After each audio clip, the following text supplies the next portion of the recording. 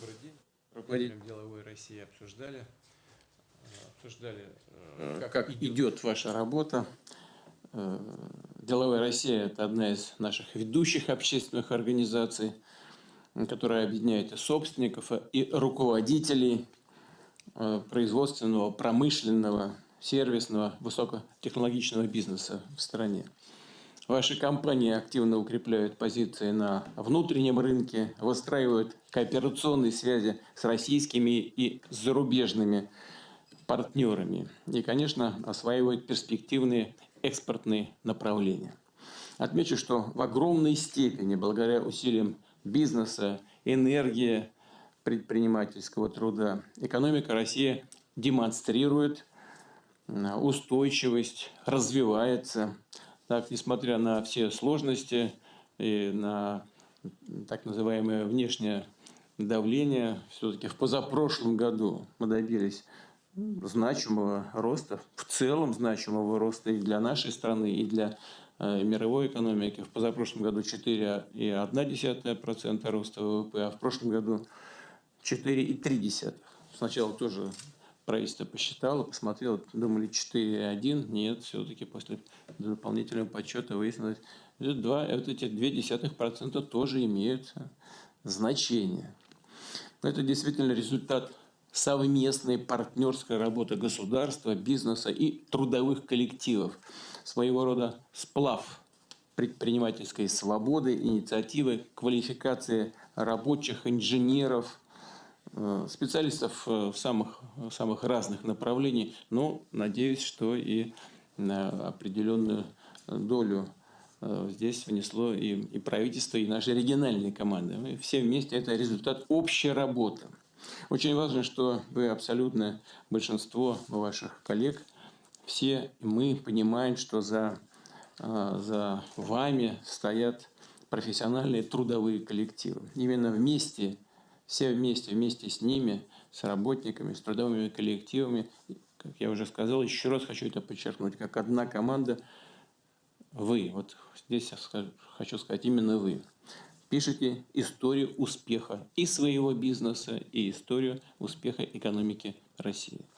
Значимая миссия деловой России состоит в том, чтобы обозначить барьеры, которые мешают динамичному росту отечественной экономики, а значит и всей страны по всем направлениям, значимым для государства. И при этом не только необходимо говорить о проблемах, но необходимо и предлагать конкретные решения, основанные на каждодневном практическом опыте компании, на глубоком экспертном правовом анализе.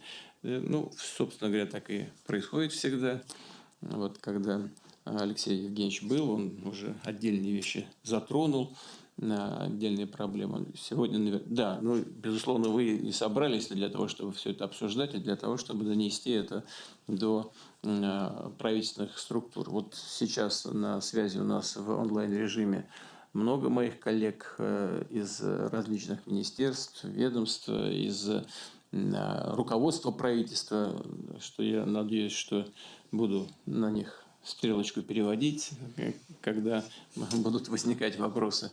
Ну, собственно говоря, так и есть, а в конце концов, это же вы вместе с ними вырабатываете решения. Если чего-то не хватает, да, вот мы для этого и собираемся, для того, чтобы прояснить, от чего же не хватает, и что нужно и возможно сделать для того, чтобы двигаться более эффективно дальше.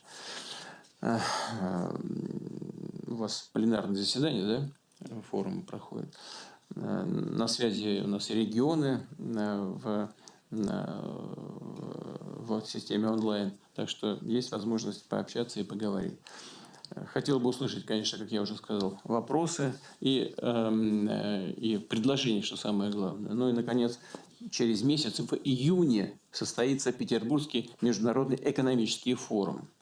Рассчитываю, что предложения, которые мы сегодня будем обсуждать, вы будете их формулировать, будут также востребованы в рамках подготовки этого масштабного мероприятия. Пожалуйста, давайте начнем. Слово Алексею Евгеньевичу Репику. Прошу вас. Да, спасибо огромное, Владимир Владимирович. У нас буквально несколько дней назад отгремели праздничные салюты. Мы все с замиранием сердца отмечали 80-летие Великой Победы.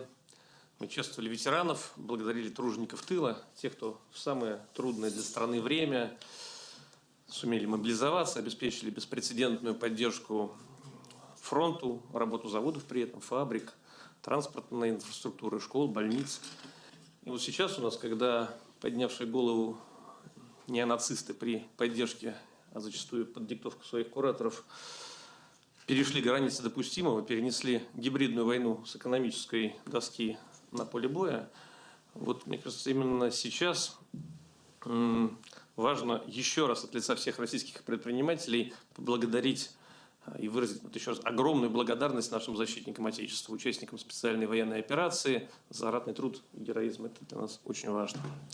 Владимир Владимирович, вы можете быть абсолютно уверены, как и 80 лет назад тыл обеспечен. Извините, пожалуйста. Да. Вот, извините, вы сейчас сказали про защитников, про тех, кто занимается ратным трудом.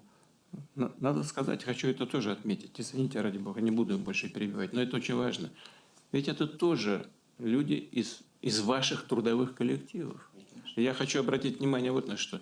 Если киевские власти занимаются принудительной мобилизацией, людей как собак вылавливают на улице, да, то у нас-то ребята идут добровольно, сами идут.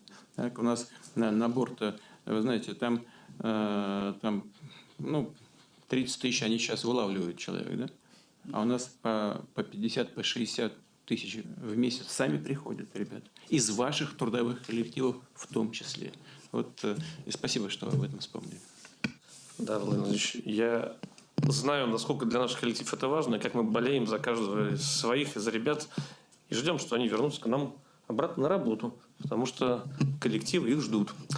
Но самое главное, что несмотря на то, что часть наших ребят сейчас занимаются защитой нашей Родины, у нас с тылом все равно все в порядке. Мы тоже сумели мобилизоваться, развернули производство, поставили все необходимое на передовую, там, сохранив при этом возможность нормальной повседневной жизни. То есть коллективы привыкли к этим бесконечным санкционным бомбардировкам, где-то там, конечно, пропускали удары, пробуксовывали, но научились исправлять ошибки, быстро адаптироваться. И сейчас, в общем, я уверен в том, что экономический контур безопасности защищен надежно. Владимир Владимирович, наша встреча вообще проходит в особенное время. Вокруг предстоящих возможных переговоров известные товарищи будут снова строить свои козни, запугивать введением 100-500 пакетов санкций и пугать нас апокалипсисами. Ну, здесь, можно сразу сказать, не выйдет. Мы справились в 22-м, справимся и сейчас. Вот в узловых точках истории всегда очень важно, но при этом легко определить, кто есть кто на самом деле. Вот у Высоцкого было так, да, что если ты руки сложа наблюдал свысока и в борьбу не вступил с подлецом, с палачом, значит, в жизни ты был ни при чем. Вот что важно, деловая Россия, предприниматели деловой России, они в самый такой критический момент не струсили, не завибрировали, там, балансируя и вашим, и нашим, и не попробовали куда-то убежать. Мы спокойно, уверенно встали, что называется, в полный рост и делали свое дело на трудовом фронте, защищая наше право на суверенное развитие, наше право жить, как мы считаем нужным, и делать то, что нам делать правильно. И вот я еще раз хочу подтвердить, Владимир Владимирович, вы можете быть уверены, каким бы ни было давление, экономический контур безопасности у нас обеспечен. Вы упомянули, что в ходе подготовки к съезду обсуждался там ряд тем для дискуссии. Более конкретные отраслевые, региональные вопросы, предложения прозвучат сегодня от наших спикеров. Но есть два блока, которые волнуют практически каждого из нас. Первый – это у нас денежно-кредитная политика и сохранение инвестиционной активности. Здесь, конечно, очень важно напомнить всем, насколько критично не пропустить момент, когда усилия по борьбе с инфляцией начнут резко давать отдачу, и экономика от перегрева там, свалится в переохлаждение. Просто мы первые признаки этого видим. Это не только вот неожиданные майские наши заморозки, но и целый ряд серьезных индикаторов. Смотрите, индекс цен производителей, причем в обработке в том числе, не только в энергетике, падает. то есть цены снижаются. Дальше. Корпоративный кредитный портфель сократился за первые 4 месяца на 40 миллиардов рублей. Хочу напомнить, что в прошлом году рос каждый месяц, суммарно добавив 14 с лишним триллионов. Ну, инфляция, кстати, на прошлой неделе практически остановилась. Остановлюсь на втором приоритетном блоке. Это форматы возвращения на наш рынок зарубежных компаний. Вообще, иностранцы изначально чувствовали себя в новой России в привилегированном положении. Крупнейшие транснациональные корпорации с начала 90-х, заходя на российский рынок, чувствовали себя вольготно, получали самые удобные площадки для строительства, лучшие места в торговых центрах, проводили массированные рекламные кампании, когда вот название брендов мы слышали из каждого утюга, и тем самым, по сути, формировалась такая лояльность этим брендам. Мы согласны, конечно, иностранные инвестиции приносили много пользы, но наш растущий внутренний рынок старится и возвращал эти вложения, эти инвестиции. И поэтому, когда в 2022 году многие иностранные инвесторы были вынуждены уйти с российского рынка или сократить резко присутствие, отечественный бизнес нашел решение, и многие из этих решений оказались не хуже, иногда и лучше первоначальных. Владимир Владимирович, ни одна экономика не может нормально развиваться и быть самодостаточной. Но вот необходимость обеспечения технологического суверенитета, готовности в критической ситуации закрыть наиболее острые, значимые элементы внутреннего потребления собственными силами, они вот для России с теоретической конструкции, которые там многие все время говорили, что это вероятность этого оценили крайне скептически, они стали реальностью. И мы действительно сделали все от нас зависящее для того, чтобы с этой ситуацией справиться. Поэтому сейчас, когда мы слышим все больше сигналов со стороны наших исторических партнеров, ну они же конкуренты, проработки плана возвращения на российский рынок, страхах потерять его навсегда, готовности сделать шаг навстречу, ну это шаг назад, то есть, собственно, необходимо сформировать объективную и взвешенную позицию по отношению к данному процессу. Вот экономика не должна закрываться, выход на наш рынок компаний из любой страны, как любую здоровую конкуренцию, мы, конечно, приветствуем, но так же, как возможные иностранные инвестиции, мы, конечно, приветствуем в российские компании, которые вернули себе свой домашний рынок. Но что касается зарубежных компаний, нам кажется, грести всех под одну гребенку неуместно. Есть те, кто у нас, несмотря на сложности, трудности, давление со стороны своих политиков, продолжили работать и инвестировать, и к ним нужно относиться трепетно, бережно, как к своим. Другие там сокращали присутствие и уходили, но делали это с уважением, без ущерба для потребителей. И кто-то передавал бизнес российским инвесторам, сохраняя для себя возможность вернуться. Здесь наиболее таким правильным форматом, нам кажется, возвращение через создание совместных предприятий с российскими партнерами, сохраняя за последними определенный акционерный контроль. Или там мажоритарный, или через золотую акцию. Я считаю, что для предприятий стратегических отраслей такой формат должен стать обязательным. Те компании, которые, повесив замок на дверь, подвели российских контрагентов, не выполнили своих договорных, правильно сказать, наверное, да, и гарантийных обязательств, должны при возвращении сначала возместить, компенсировать понесенные нами убытки. А если ущерб был нанесен потребителям, гражданам, то внести соответствующую компенсацию, наверное, в бюджет Российской Федерации. Ну а если говорить про компании, которые позволяли себе выраженную антироссийскую риторику, поддерживали ВСУ, публично обвиняли Россию, отказывались с ней иметь дело, их на нашем рынке никто не ждет. Российский потребитель, он все такие вещи очень хорошо запоминает. Вообще для начала диалога о возвращении таким компаниям придется, мне кажется, сначала принести публичные извинения. Вообще время, когда мы давали зеленый свет всему зарубежному в ущерб себе, оно безвозвратно прошло. Внутренний инвестор должен быть у нас в абсолютном приоритете. Там, где это не так, ситуацию нужно исправить. Меня вот до сих пор, например, вызывает вопрос, почему и справедливо ли, что сотрудников наших компаний, уехавших работать по разным причинам за рубеж, на удаленку, вне зависимости от налогового резидентства, 2024 года уравняли поставки НДФЛ с работниками в России. Вот я напомню, что раньше вилка была 17%. Я вообще считаю, что те, кто работает, живет дома в России, вносят куда более существенный вклад в нашу экономику, тратят деньги здесь, вот они должны быть в приоритете. Как и в случае с инвесторами, те, кто сбежал, должны платить цену за свою недальновидность, а не получать преференции. У нас, вы упомянули сегодня, наряду со спикерами, здесь в Кремле на связи более 300 делегатов съездов. Делегатов съезда у нас на Делегатской улице. Мы видим их на картинке в сессионной комнате. Также подключены региональные отделения во всех субъектах Российской Федерации. Предпринимателям деловой России есть что сказать в части достижений и успехов за последние годы, в части предложений по реализации поставленных вами задач, структурной трансформации экономики, повышению факторной производительности. Поэтому, если позволите, предлагаю перейти к выступлениям. Значит, вы затронули важный вопрос. Мы сталкивались с этим где-то на рубеже 2018 года, 2019, когда аграрный сектор, в принципе, набрал достаточно темпа для своего развития, начал, по сути, закрывать все базовые потребности российского рынка продовольствия. И тогда сельхозпроизводители мне прямо на прямых встречах говорят: только не пускайте никого назад.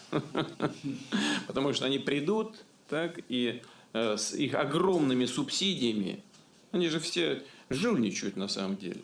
Вот все подписывают документы в рамках Всемирной торговой организации, ВТО, да, что то нельзя субсидировать это, а скрытые субсидии в огромных количествах идут и создают огромные преференции, в том числе на нашем рынке. Первое. Второе, вот эти места в полки в магазинах. Да? Ну что, не пробиться нашим производителям на те полки, с которых товар раскупается. Ну, чушь какая-то. Да сколько мы же на этот счет там говорили, хоть кол на голове чеши, ничего не получается. Вот. И вот сейчас, когда Алексей сейчас сказал по поводу того, что многое было изменено в связи, много удалось добиться, точнее, нашим предпринимателям, и бренды появляются там сотнями, тысячами наименований и так далее, и так далее. И действительно, некоторые вещи по качеству лучше, чем представлял раньше иностранные производители на нашем рынке. Но вы-то знаете, это лучше, чем кто-либо другой. На рынок зашел, застолбил, все нужно. Потом не выгнать, хоть что угодно делай. Не пробиться никак. Теперь они с дуру, значит, запретили своим компаниям у нас работать. Но мы видим, на меня выходят, и крупный бизнес выходит. Хотят вернуться. Ну, ради бога, пожалуйста.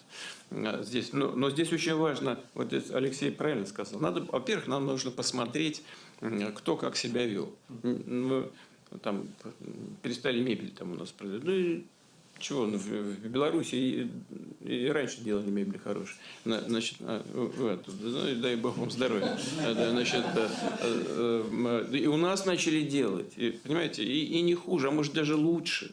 И технологии появились, и даже средства производства соответствующие появились, и начали сами делать. Да, это сложный процесс. Он сложнее, конечно, и многообразнее, чем в области сельского хозяйства.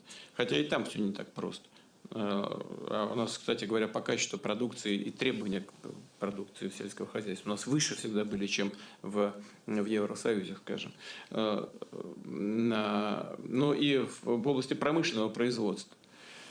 Вот, надо смотреть, конечно, надо посмотреть, кто как себя вел. Кто-то нахамил, там, оскорблял нас, ну, пускай сидит там где-то, бог с ними.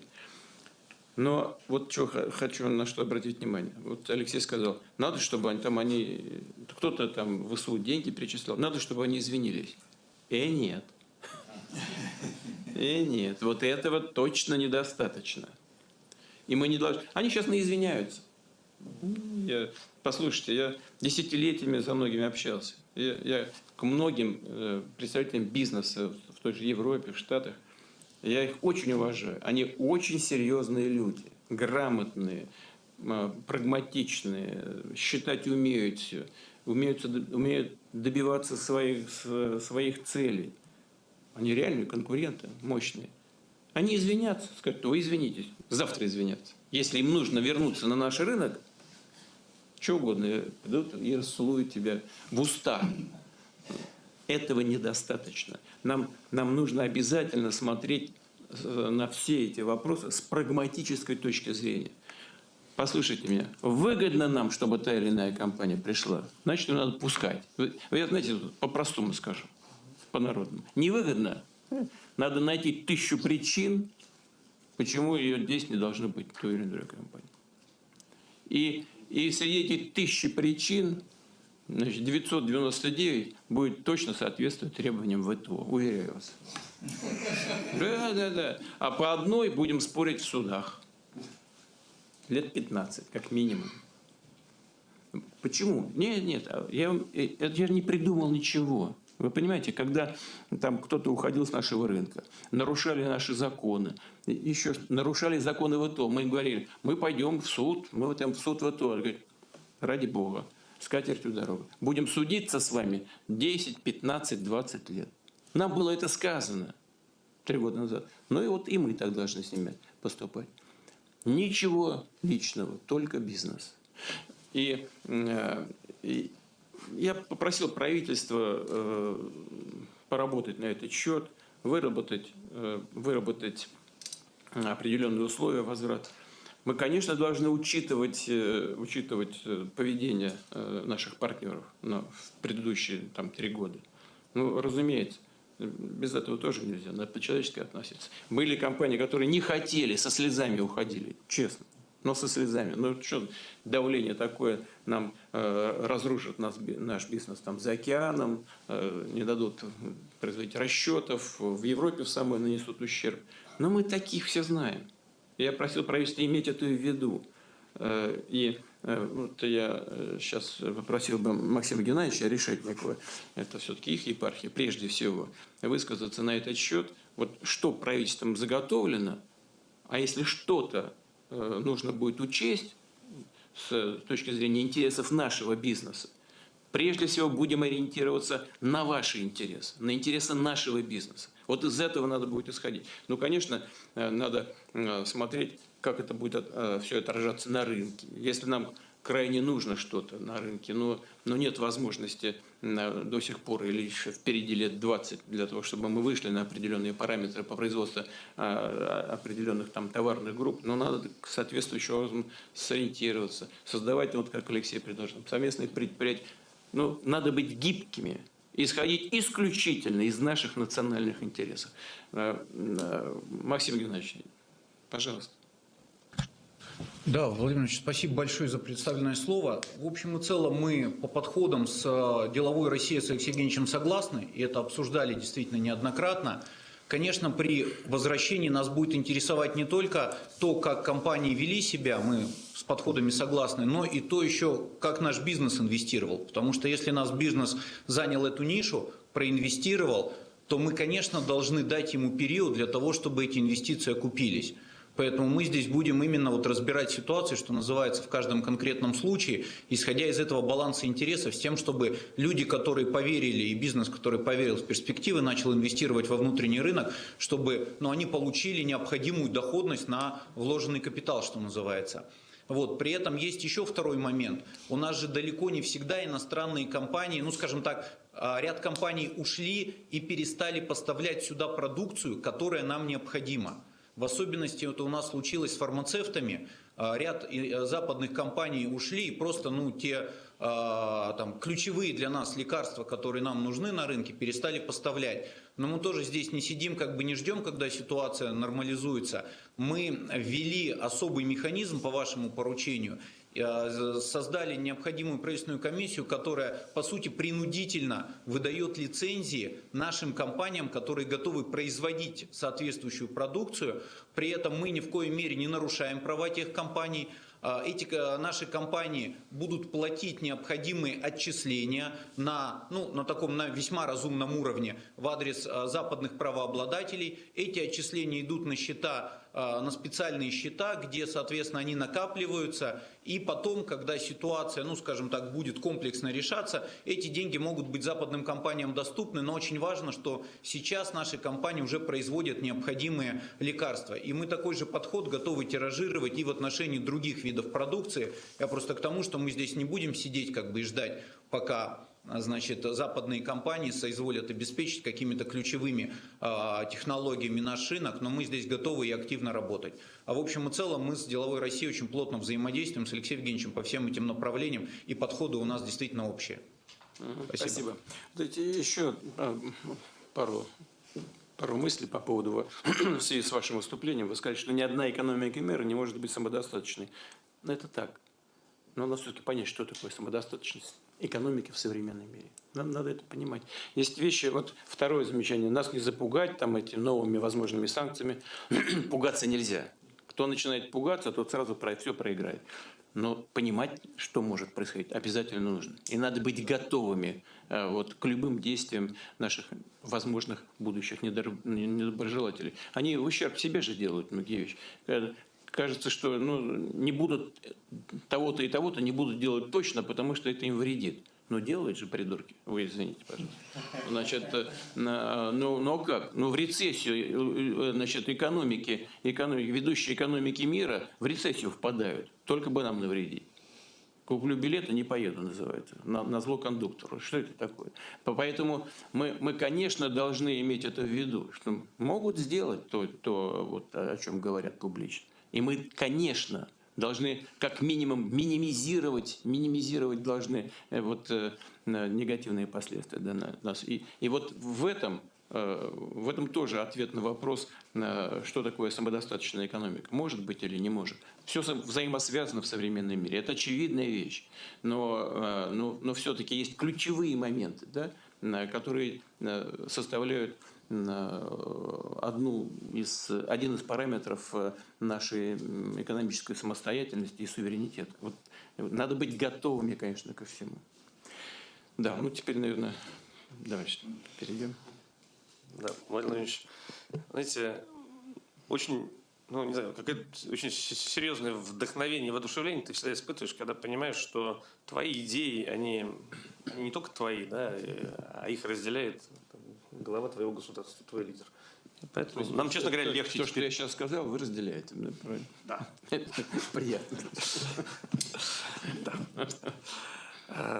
Мы говорили сегодня про инвестиционную активность. Я просил бы нашего знатного винодела и президента деловой России Павла Борисовича Титова рассказать о том, какие нам нужны меры в части поддержки инвестиционной активности. Они у нас уже есть, многое сделано. Здесь правительством работа идет хорошая, но мне кажется, есть элементы, которые требуют настройки. Павел Борисович. Спасибо большое.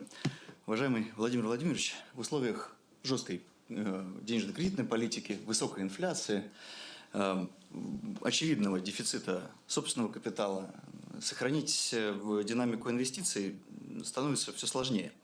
Мы же стремимся создать условия для ее устойчивого роста, прежде всего в отраслях с высокой добавленной стоимостью. Мы предлагаем скорректировать приоритеты в применении уже действующих инструментов государственной поддержки. Речь идет не о новых объемах, а о более тонкой калибровке с акцентом на предприятия, реализующие инвестиционные проекты за счет собственных средств или рыночного финансирования. Сегодня значительная часть господдержки приходится на кредиты с субсидированной процентной ставкой. Но мы все понимаем, что с ростом кредитования усиливается и инфляционное давление. А льготные кредиты часто мотивируют инвесторов держать собственные капиталы на депозитах с высокой доходностью и не пускать их в дело. Мы считаем необходимо сместить акцент в сторону некредитных инструментов поддержки. Это налоговые механизмы, в том числе федеральные, региональные инвестиционные вычеты, гранты, прямые компенсации по фактически понесенным затратам в рамках отраслевых программ.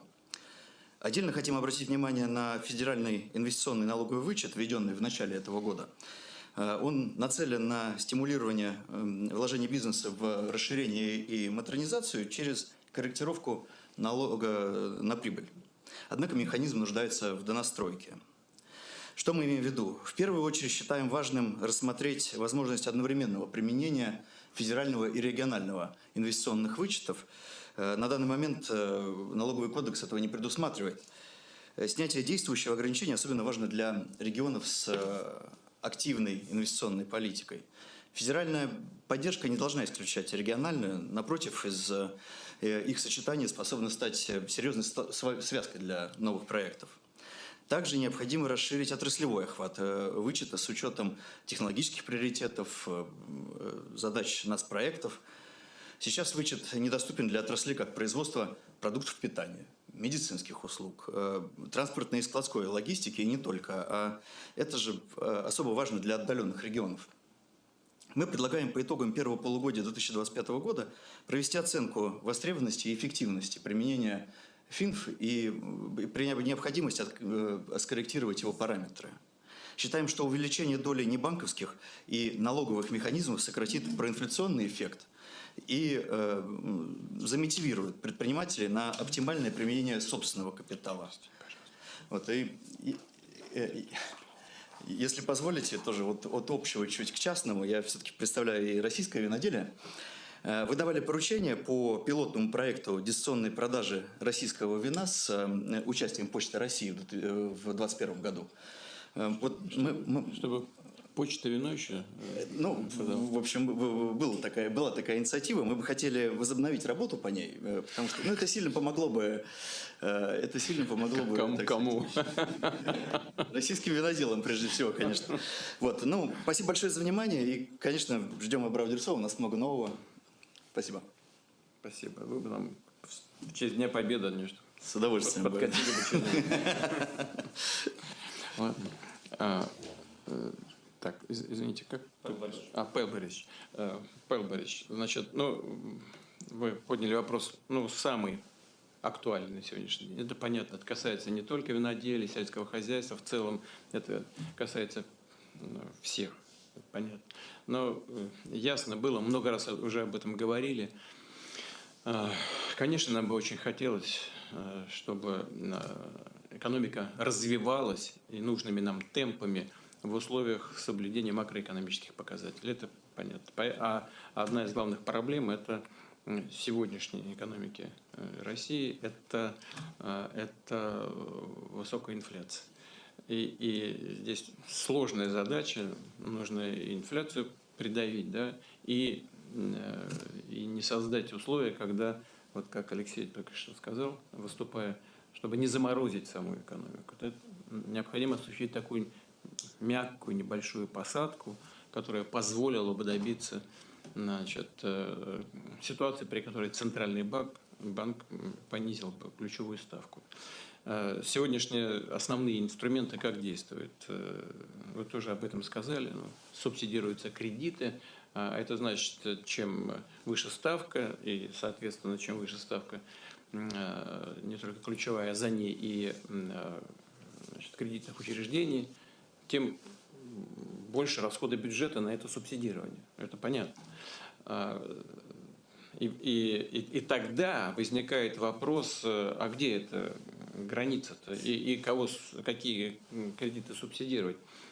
Естественно, что в этом случае государство должно делать выбор в пользу таких проектов, которые являются жизненно важными для страны и для экономики.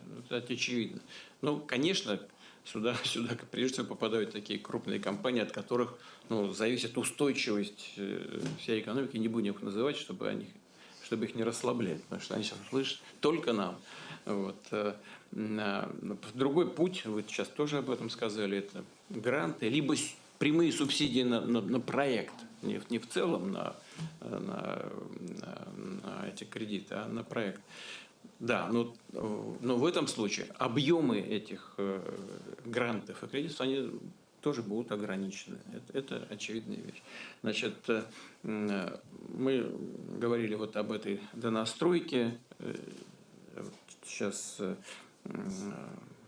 просил высказаться Максим Геннадьевич. В целом это тоже его епархия, но у нас в правительстве по линии руководства правительства занимает этими вопросами Новак Александр Валентинович. Александр Валентинович, попросил бы вас высказаться тоже на этот счет.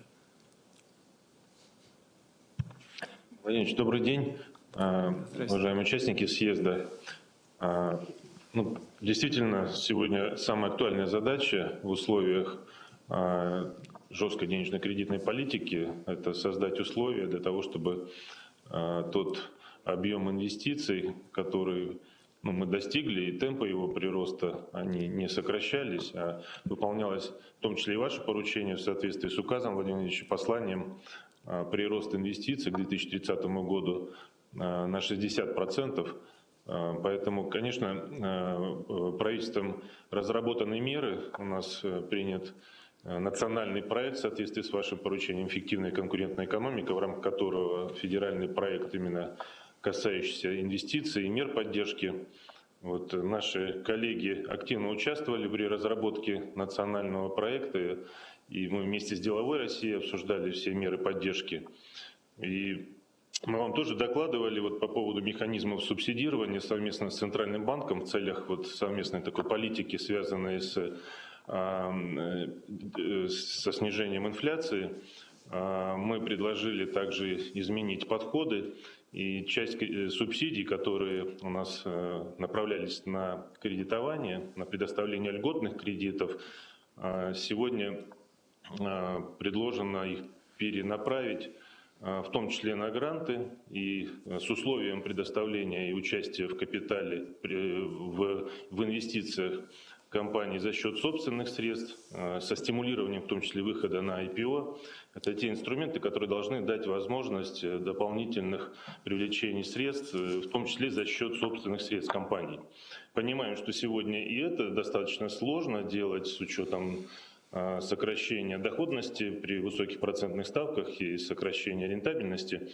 Тем не менее, такие инструменты, они раньше меньше применялись. Мы будем их стимулировать и использовать в большей степени уже для того, чтобы обеспечить достижение поставленных показателей и создать стимулы. Было сказано об инвестиционном налоговом вычете. Действительно, это новый инструмент, федеральный инвестиционный налоговый вычет, который был принят, начиная с 1 января 2025 года. Ранее у нас действовал и продолжает действовать существующий инструмент, связанный с поддержкой инвестиций в рамках региональных инвестиционных налоговых вычетов. И появился новый дополнительный, который действует пока несколько месяцев. Первые итоги мы получим где-то в июне месяце его реализации. И мы с коллегами из «Деловой России», с нашими партнерами из бизнеса обязательно проанализируем итоги и как работает этот инструмент. Когда мы его обсуждали, Владимир Ильич, мы выбрали именно те 7 направлений основных видов экономической деятельности, направленных в первую очередь на модернизацию и на высокотехнологичные отрасли, и на модернизацию машин и оборудования. То есть в соответствии с этим инструментом 3% от инвестиций могут быть на 3% от общих инвестиций могут пойти на уменьшение уплаты налога на прибыль в части федеральной составляющей. С учетом того, что есть и региональный инвестиционный налоговый вычет, этот инструмент в совокупности работает. И мы посмотрим, как можно в соответствии с предложениями «Деловой России» совместить два этих инструмента, чтобы получить наибольший эффект для его реализации. В целом мы поддерживаем эти предложения и посмотрим также расширение, возможно, направлений. Если у нас по отдельным нашим видам деятельности менее эффективно будут использоваться по результатам анализа, по результатам мониторинга этого инструмента. Поэтому мы в тесной связке здесь обязательно будем корректировать для повышения эффективности и создания инвестиционной привлекательности не только этого инструмента, а в целом и по другим направлениям, таким как у нас есть соглашение о защите прав капитальных вложений, у нас есть фабрика проектного финансирования, концессионные соглашения и различные другие инструменты, которые показали свою уже эффективность и которые мы постоянно донастраиваем с нашими коллегами из бизнеса. Спасибо. Спики те же самые, зоны, значит, с особыми режимами налогообложения, административного сопровождения и так далее. Конечно. Спасибо. Владимир Ильич, 3, по-моему, или 4 года назад на нашем съезде Михаил Петрович Гончаров рассказывал вам про свои блины и про вопросы, связанные с общепитом в Российской Федерации. Помните теремок? Там, когда еще Макрон сидел, ждал Михаил Петрович все никак не мог остановиться в своем большом энтузиазме. Они действительно 35 миллионов блинов делают в год. За это время уже 100 с лишним миллионов выпекли. И, насколько я знаю, проводили вместе с Министерством финансов, правительством эксперимент по донастройке налогообложения в отрасли. Если не возражаете, Михаил Да, пожалуйста. У нас, по-моему, сейчас проходит эксперимент как раз. Он практически завершился. Да, уважаемый Владимир Владимирович, я в начале 90-х, когда увидел, как работает Макдональдс, был потрясен. И тогда молодой студент был, как работает эта вот машина бизнеса. Меня она прям зажгла, и мне захотелось создать наш российский проект. И в 98-м такой шанс у меня появился. Как раз после кризиса я в очередной раз разорился и понял, что надо теперь свою мечту воплощать. Я чувствую, вам на пользу это все идет. Да. Хорошо выглядите очень. Вот. И душой проекта стала русская кухня и блины. И более того, я так мечтал, хотел возрождать вот то, что мы волею судьбы потеряли, что даже мы обращаемся к нашим покупателям, сударь и сударыня. За 26 лет такого равномерного, постоянного развития мы открыли 350 ресторанов.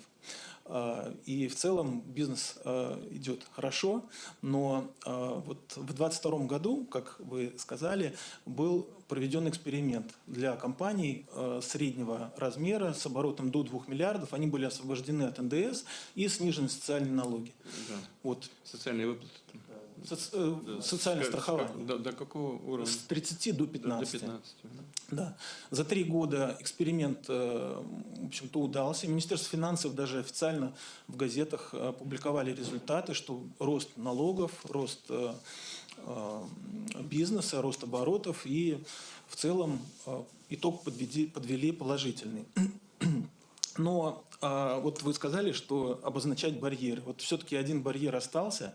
И в тот момент было решение принято для компаний до 2 миллиардов. Сейчас мы выходим... Увеличить, да? Нет, не увеличить. Просто те компании... Правительство хочет увеличить.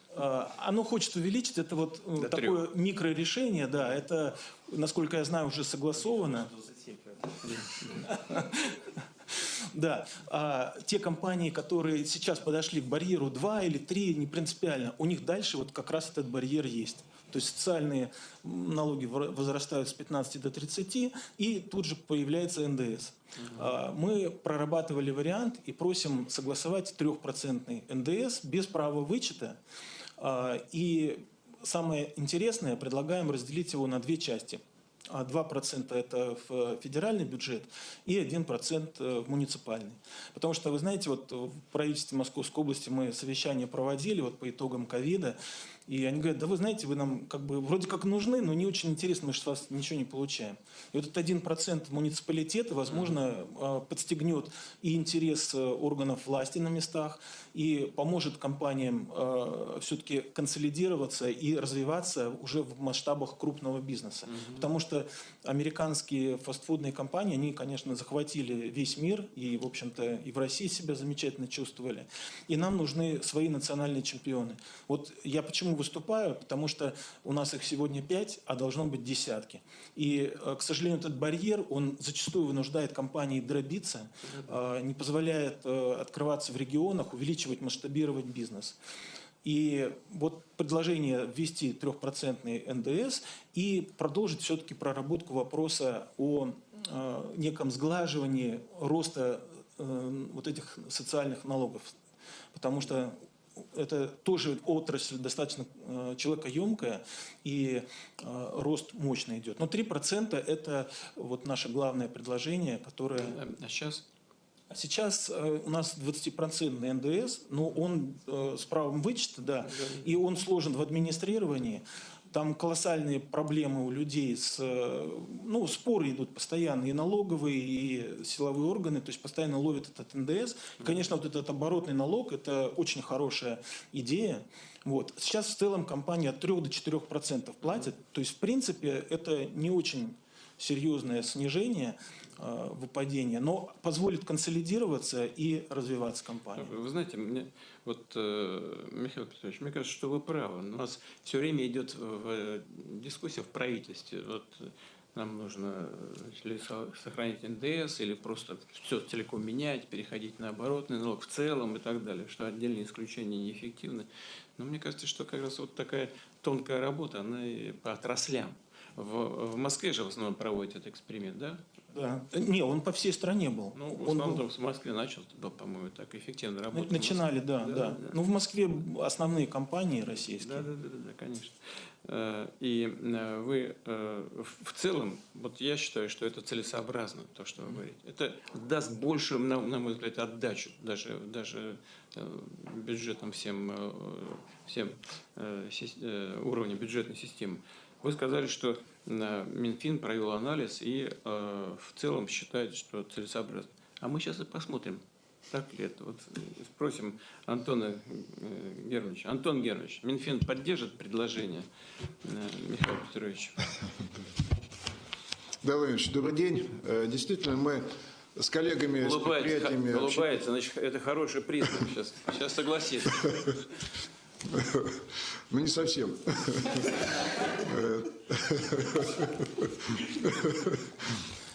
Мы встречались действительно с коллегами, с предпринимателями общепита, и мне казалось, договорились вообще о нескольких хороших таких позитивных шагах. Первое. Мы договорились повысить порог, 2 миллиарда рублей выручки до 3, до которого не платится НДС. Вот, договорились. И такие поправки подготовили уже к внесению в Думу. У нас ко второму чтению законопроект сейчас находится, значит, на рассмотрении. Внесем, примем в весеннюю сессию. Это уже хороший результат. Теперь что коллеги говорят? Коллеги говорят, давайте мы сделаем для общепита пониженную ставку НДС, здесь говорили 3%, с тем, чтобы не было дробления и желания дробиться.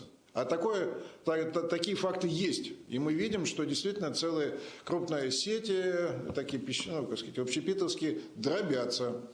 И мы готовы здесь тоже рассматривать вопрос относительно 3% без вычета, может быть 3-4%. Здесь нужно более внимательно нам расчеты значит, еще провести. И такие предложения мы готовы отрабатывать вместе с коллегами, значит, которые работают в общепите.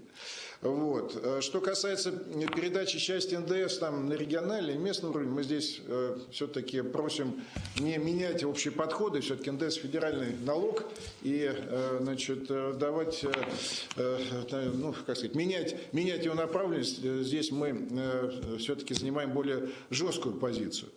Вот. Что касается страховых взносов, тоже коллеги поднимали, но мне кажется, что это и вопрос формирования и пенсионных прав, да и вообще формирование ресурсов, которые необходимы на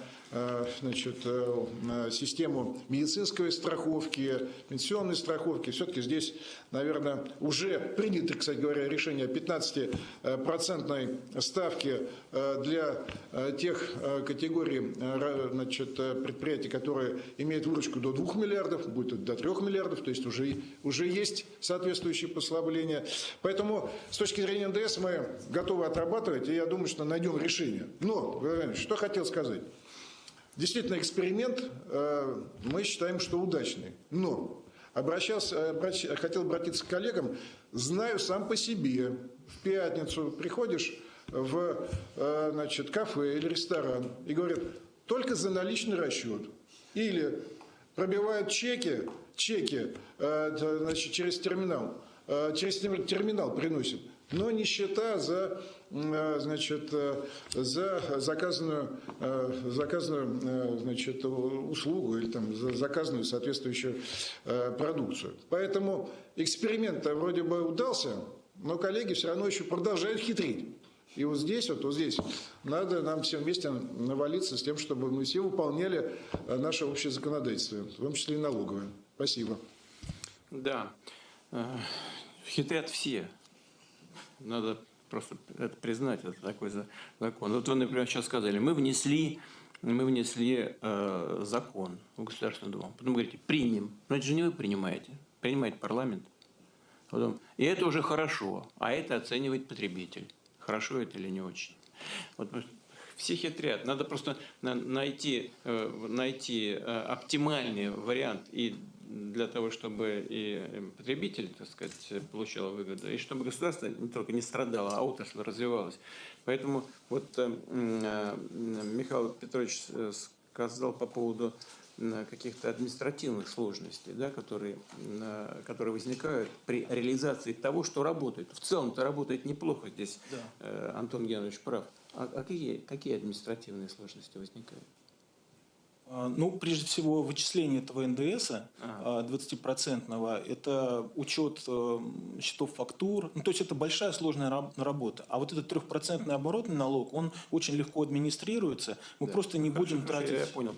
А как все-таки вот уйти вот от того, о чем министр финансов все-таки сказал, вот эти счета там и прочее. Ну, мне кажется, надо, к сожалению, жесткими мерами. Вот, мы говорим, мое предложение про крупный бизнес, там этого нет. Это серьезные большие компании. Жесткие меры какие? Законные. От 10 до 15? Что? Какие жесткие меры? Если не пробиваются чеки, просто я не знаю, что за это бывает. Хорошо, ладно. Значит, хорошо. Тогда, Антон Германович, у меня к вам просьба и предложение. Вы сами посоветуйтесь с коллегами из Министерства экономического развития, да, и предложите вот меры ужесточения такие, чтобы они, конечно, там никого за это на 20 лет, 25 лет там, в тюрьму не отправляли, но были бы действенными, эффективными, первое. А второе, вот по поводу того, что хорошо, вот я не могу не согласиться, кстати, с Антоном Германовичем по поводу того, что расщеплять там НДС, который федеральный, там, это нарушать общие принципы, это не очень хорошо. Но вот что важно из того, что было сказано Михаилом Петровичем, это то, что местные органы власти говорят, что вы нам не очень интересны, потому что мы от вас ничего не получаем. Мысль-то его правильная. Заинтересовать нужно местные власти как-то. Что 1% там или что-то, или меньше, или какой-то доход у них должен быть от этого. И тогда они будут активно содействовать всему этому процессу. Антон, надо вот на этот счет подумать. Ясно, Владимир Ильич. Там единственное, сразу, если можно, отреагирую. Весь этот эксперимент направлен на то, чтобы обелить этот бизнес.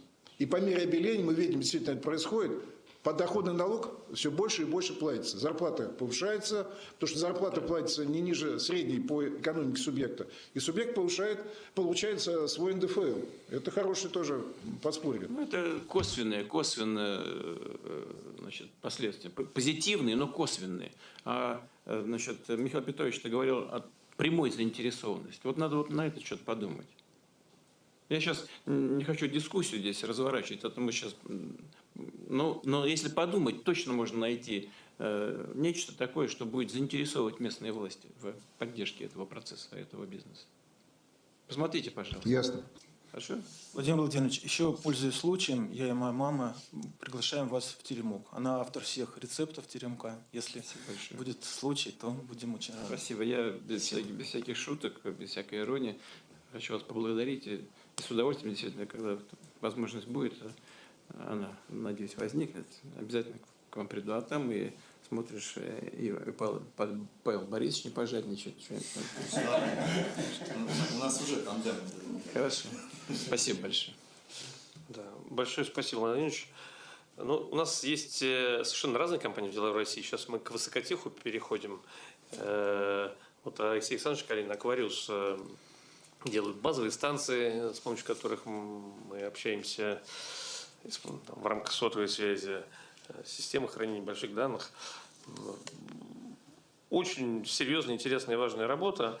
И мне кажется, именно такие компании, они первые, что называется, в очереди на то, чтобы выходить на публичные рынки. Эльвира Схибзадзе очень правильно все время говорит, что нам нужно замещать долговой капитал, долговое финансирование акционерным. Привлекать деньги граждан. Да. Вот и для того, чтобы это сделать, наверное, более эффективно, опять же, выполняя в том числе ваше поручение по росту капитализации российского фондового рынка, там очень, я бы сказал, амбициозная цель и задача стоит. Нужны определенные меры. Я тогда, Алексей Александрович, прошу. Пожалуйста. Здравствуйте. Разрешите, пожалуйста, лично вас поздравить с праздником Великой Победы. Спасибо большое. Владимир Владимирович, благодаря вашим поручениям и решениям правительства, вычислительная техника и другие высокотехнологические отрасли за последние 3 года выросли в разы и взяли ускоренный темп. Технологии – это неотъемлемая часть нашего суверенитета и безопасности нашей страны. И это наше будущее. На сегодняшний день мы научились делать классные продукты, такие как, например, сервера, которые достойно конкурируют с западными и восточными аналогами, целые сегменты в системах хранения данных. Тут задача создания систем верхнего уровня, но я уверен, что в ближайший год-полтора мы с этим справимся, мы понимаем, как это делать. Наконец, как сказал Алексей Евгеньевич, мы уже запустили в производство первые российские базовые станции 4G, 5G, и которые уже эксплуатируются в сети одного из наших крупнейших операторов связи. Во-первых, пользуясь случаем, я хотел бы пригласить вас на наше производство. Это будет огромная честь, если вы сможете посетить. Спасибо. Базовые станции сегодня... Это, уже... конечно, не блины, но все равно. Но очень интересно. Это правда очень интересно и достойно. И я считаю, что то, что мы сделали мы и наши конкуренты за последние 3 года, это реально огромный прорыв. Спасибо большое. Базовые станции уже сейчас это готовый к экспорту продукт. И мы ведем об этом переговоры с дружественными странами, например, с Мьянмой. И тут тоже рассчитываем на вашу поддержку. Я знаю, что руководитель Мьянмы был на параде Победы. В условиях очень дорогих денег для нас сегодня крайне важно сохранить тот самый инвестиционный темп и потенциал компании «Высокотеха». Владимир Владимирович, как сказал Алексей Евгеньевич, вы поставили очень амбициозную цель по росту капитализации фондового рынка. И это требует привлечения новых эмитентов, новых инвесторов, быстрых и гибких финансовых ресурсов. Технологические компании уже сегодня нуждаются и готовы к привлечению акционерного капитала. Выход на IPO для многих небольших технологических компаний – крайне затратная процедура. Расходы на юристов, подготовку отчетности, комиссии банкам-организаторам составляют порядка 5-9% от суммы. Размещение, что очень дорого. Однако компенсация выхода на IPO сейчас предусмотрена только для малых технологических компаний, которые должны быть включены в специальный реестр МТК. А вместе с тем, выход на IPO более актуален не для малых, а для более крупных компаний и точно для быстрорастущих компаний. При этом крупная компания, скорее всего, не воспользуется компенсацией, если ее сумма будет небольшой. То есть сама по себе сумма компенсации может быть ограничивающим критерием. Владимир Владимирович, у нас есть 3 предложения.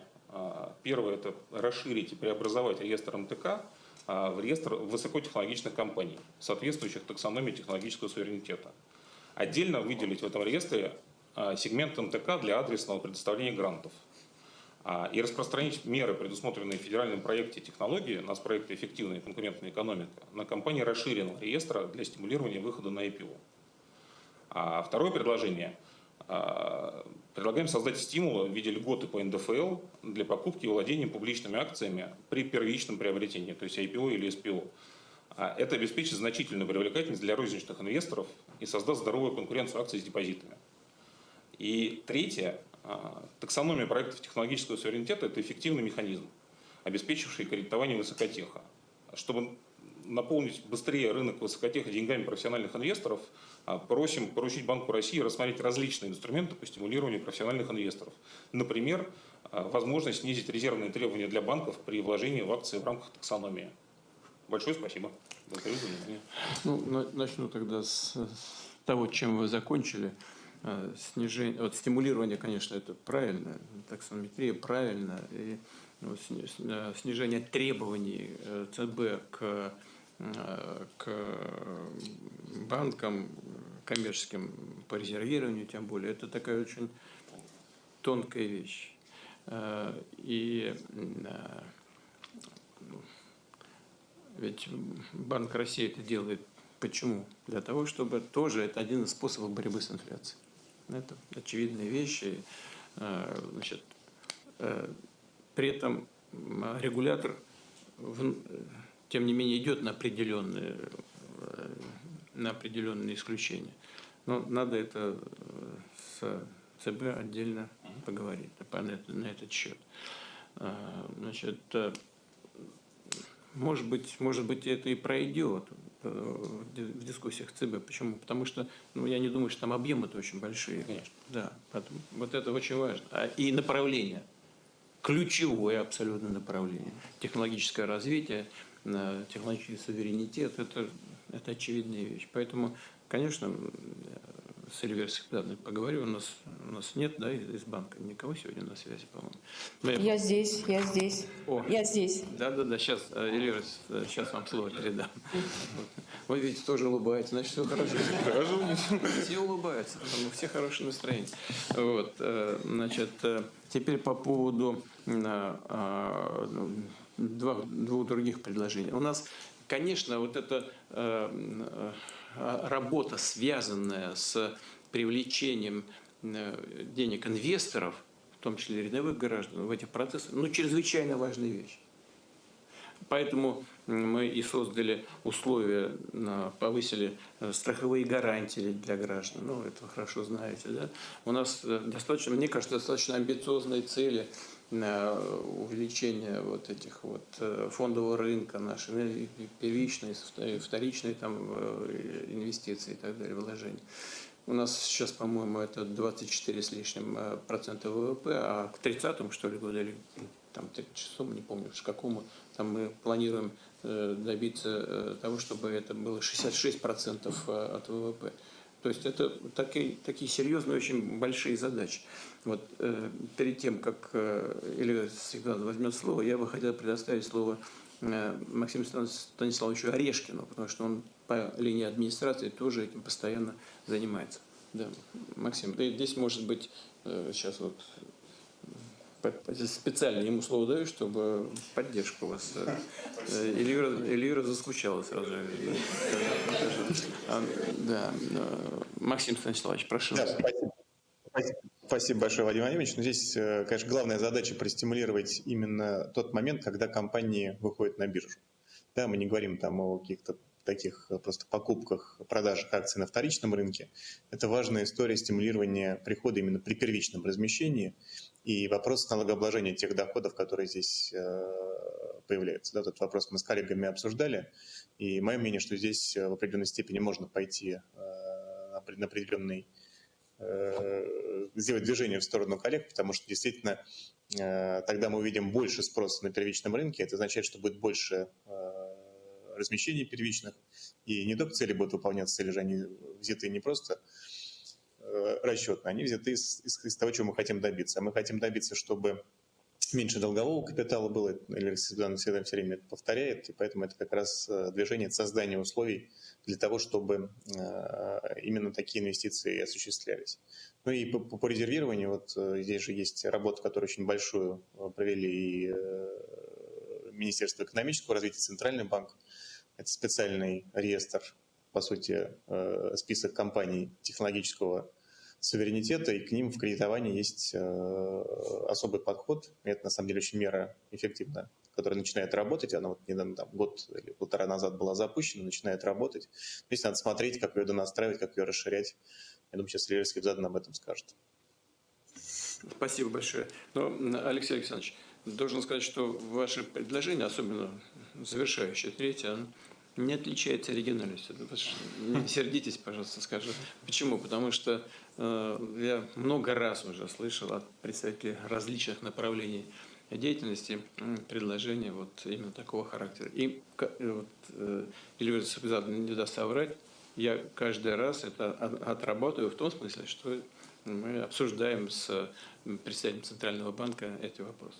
Уверяю вас, это всегда так и есть. И вот Эльвира сейчас подтвердит. Но в целом попросил бы Эльвиру Сахибзадовну вас высказаться по этому вопросу, как Центральный банк относится. Я представляю, как вы относитесь к третьей части, но в целом. Пожалуйста. Да, спасибо большое. Но в целом мы поддерживаем, пытаемся создать условия для того, чтобы было финансирование, прежде всего, проектов технологического суверенитета и вот такой структурной адаптации. Мы понимаем, что финансовый ресурс должен идти на такого рода проекты. Банковское регулирование, банковские нормативы нам нужны прежде всего, чтобы поддержать в целом устойчивость финансовой системы. А почему она важна? Я вот тоже предпринимателям хочу напомнить, когда в 2022 году мы столкнулись с этими трудностями, именно устойчивость банковской системы позволила продолжать кредитовать, реструктурировать кредиты и так далее в сложный момент. Поэтому, конечно, капитал нужен в банковской системе, устойчивый, поэтому мы всегда так вот аккуратно относимся к этому. Но, тем не менее, мы вместе с правительством выработали неплохой механизм, и Алексей Александрович про него сказал, это поддержка проектов по таксономии. То есть правительство выработало критерии проектов, которые относятся к технологическому суверенитету, и мы по этим критериям смягчили банковское регулирование. Реестр ведет ВЭП, и сейчас в реестре проектов 48 проектов на 3,5 триллиона, и банки под них, под облегченное регулирование, уже выделили линии на 1,5 триллиона и выдали 500 миллиардов. И мы этот инструмент, вот он вначале шел медленно, сейчас мы видим, он более активно используется. Что предлагают коллеги? Они предлагают, чтобы это не только работало через банки, но и, например, негосударственные пенсионные фонды мы бы тоже стимулировали вкладывать в такого рода акции компаний технологических.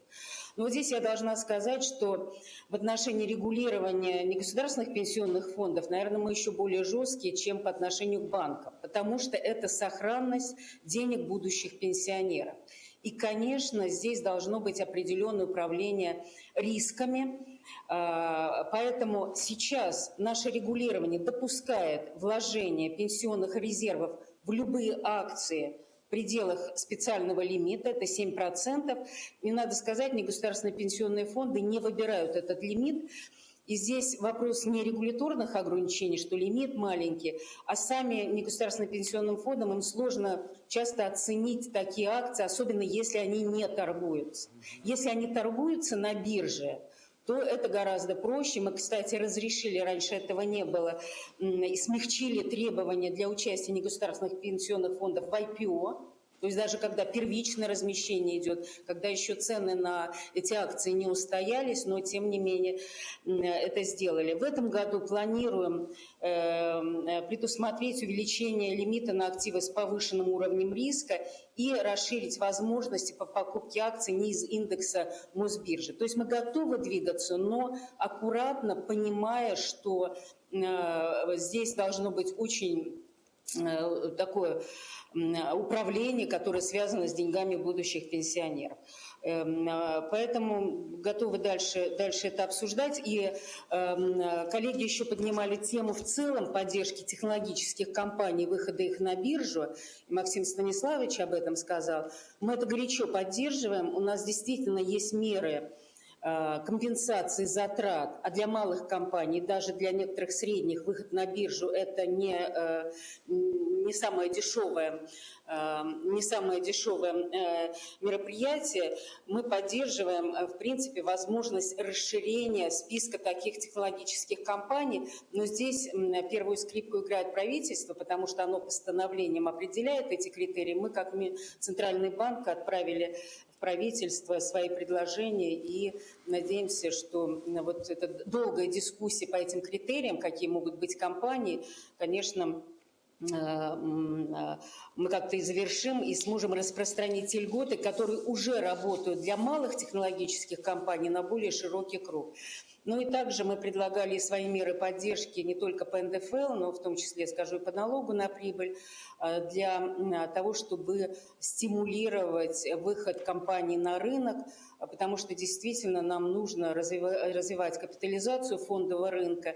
И вот в первом совсем выступлении Павел Борисович, по-моему, говорил о том, как важно переориентировать меры господдержки только с кредитной поддержки на вот гранты, когда компании привлекают собственный капитал. Мы тоже это очень поддерживаем. Во-первых, это менее проинфляционно, потому что сейчас для того, чтобы получить меры господдержки, нужно взять кредит. Для того, чтобы развиваться, не обязательно брать кредит, можно и свои средства вкладывать, и с рынка капитала предложить. Поэтому, на наш взгляд, здесь должен быть все-таки у нас комплекс мер, который стимулировал бы компании выходить на рынок капитала. И очень отрадно слышать, что сегодня не только в одном выступлении, в нескольких эта тема поднимается о мерах стимулирования выхода на рынок капитала. Я здесь остановлюсь. Спасибо.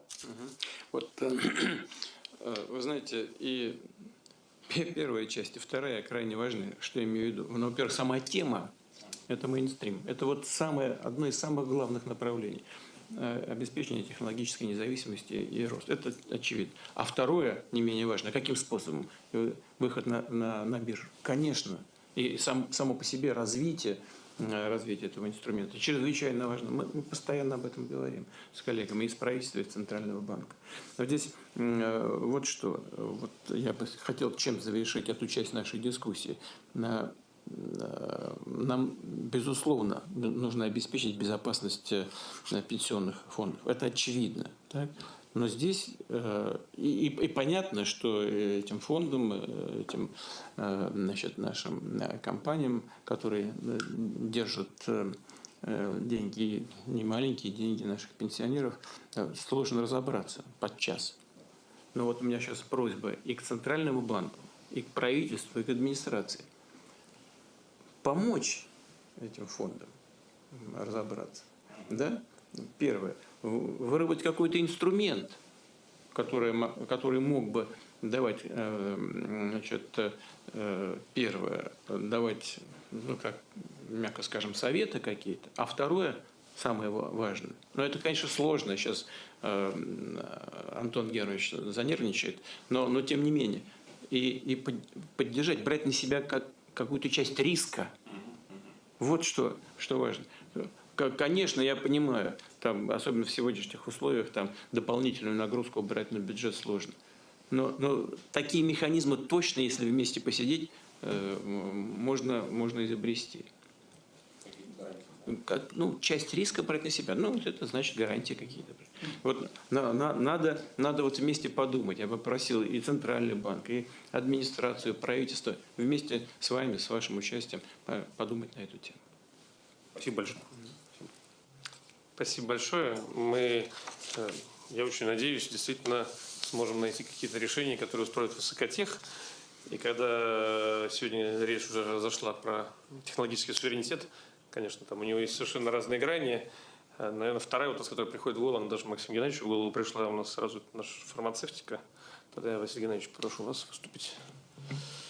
Уважаемый Владимир Владимирович, в последние 10-15 лет большинство мер господдержки в экономике были сфокусированы на создании новых производств, импортозамещении и создании новых рабочих мест. Однако в настоящий момент, когда безработица находится на историческом минимуме, а в целом ряде отраслей, включая нашу фармацевтическую, создана уже достаточная производственная база, на первый план выходит создание и развитие новых линеек товаров. Мы считаем, что инвестиции в новые продукты способны обеспечить реальный технологический суверенитет, открыть возможность доступа на международные рынки и стимулировать рост производительности труда. Приведу пример нашей компании. В 2014 году по постановлению правительства 1044 мы привлекли кредит ВЭБ на 9,5 миллиардов рублей по субсидированной ставке. Целью инвестиций стали клинические исследования 7 новых лекарственных средств. В прошлом году все обязательства по кредиту перед ВЭБ мы исполнили, закрыли. Что же получилось в итоге? Общий объем инвестиций составил 33,5 миллиарда рублей. То есть средства льготного кредита покрыли примерно чуть менее 30% от общей потребности. Остальное – собственные средства компании. Это как раз иллюстрирует ситуацию, которую описывал Павел Борисович в самом начале, когда собственные средства не уходили куда-то на сторону, а работали синергетично с предоставленной субсидией. К сожалению, из 7 препаратов 2 до рынка не дошли. Мы по ним работу были вынуждены остановить. По одному работа пока продолжается, мы не теряем надежды. 4 были успешно зарегистрированы и уже продаются. Причем 2 из них защищены мировыми патентами и находятся в процессе регистрации или уже зарегистрированы в 11 странах. И круг таких государств растет, включая страны Персидского залива, Латинской Америки, Азиатско-Тихоокеанского региона. Суммарный оборот по ним уже превысил 40 миллиардов рублей, а налоговые отчисления 6,7 миллиарда рублей, что кратно превысило расходы на субсидирование. То есть мы получили ситуацию, которую наши англоязычные коллеги называют win-win, двойной выигрыш. Какие меры работают сейчас? Самый надежный и безотказный механизм – это фонд развития промышленности. К сожалению, размеры предоставляемых займов недостаточны для покрытия расходов по крупным исследовательским программам. В рамках кластерной инвестиционной платформы поддержка инвесторов главным образом сконцентрирована на капитальные вложения в строительство, оснащение производств и разработке в отношении уже востребованных линеек товаров. Мы предлагаем доработать критерии правил предоставления субсидий по постановлению правительства 295 для того, чтобы включить туда расходы на создание новых и усовершенствованных продуктов фармацевтической отрасли, так называемый перечень приоритетной продукции. В рамках стратегии «Фарма-2030» Минпромторг готовит новую профильную программу, которая как раз-таки связана с уже упомянутыми компенсациями. Программа позволит компенсировать до половины расходов на клинические исследования новых лекарств в случае их успешной регистрации. Программа хорошая, мы ее очень ждем, и хотелось бы максимально ускорить ее принятие. Для наиболее масштабных проектов существует новый инструмент от ВЭБ-РФ, фабрика проектного финансирования, тоже она уже сегодня упоминалась. Фабрика идеально подходит для решения тех задач, о которых я говорил, но прецедентов предоставления поддержки в нашей отрасли по ней пока нет. Считаем, что необходим определенный отраслевой приоритет в рамках работы фабрики. И, наконец, на региональном уровне работают офсеты, которые предполагают исполнение встречных обязательств инвесторам и заказчикам. Здесь проблема заключается в том, что это долгосрочные контракты, и ассортимент поставляемой продукции фиксируется на 10 и более лет вперед, что затрудняет поставки усовершенствованных и улучшенных товаров. Вопрос корректировки офсетных контрактов в плане ассортимента напрямую федеральным законодательством не решен. Существует механизм региональных правовых актов, но в отсутствие федеральной нормы он по факту работает крайне сложно. Мы просим наделить правительство полномочиями определять случаи и порядок внесения изменений в офсетные контракты на этапе поставок для предоставления большей гибкости заказчику и поставщику с точки зрения поставки улучшенных и более новых видов продукции.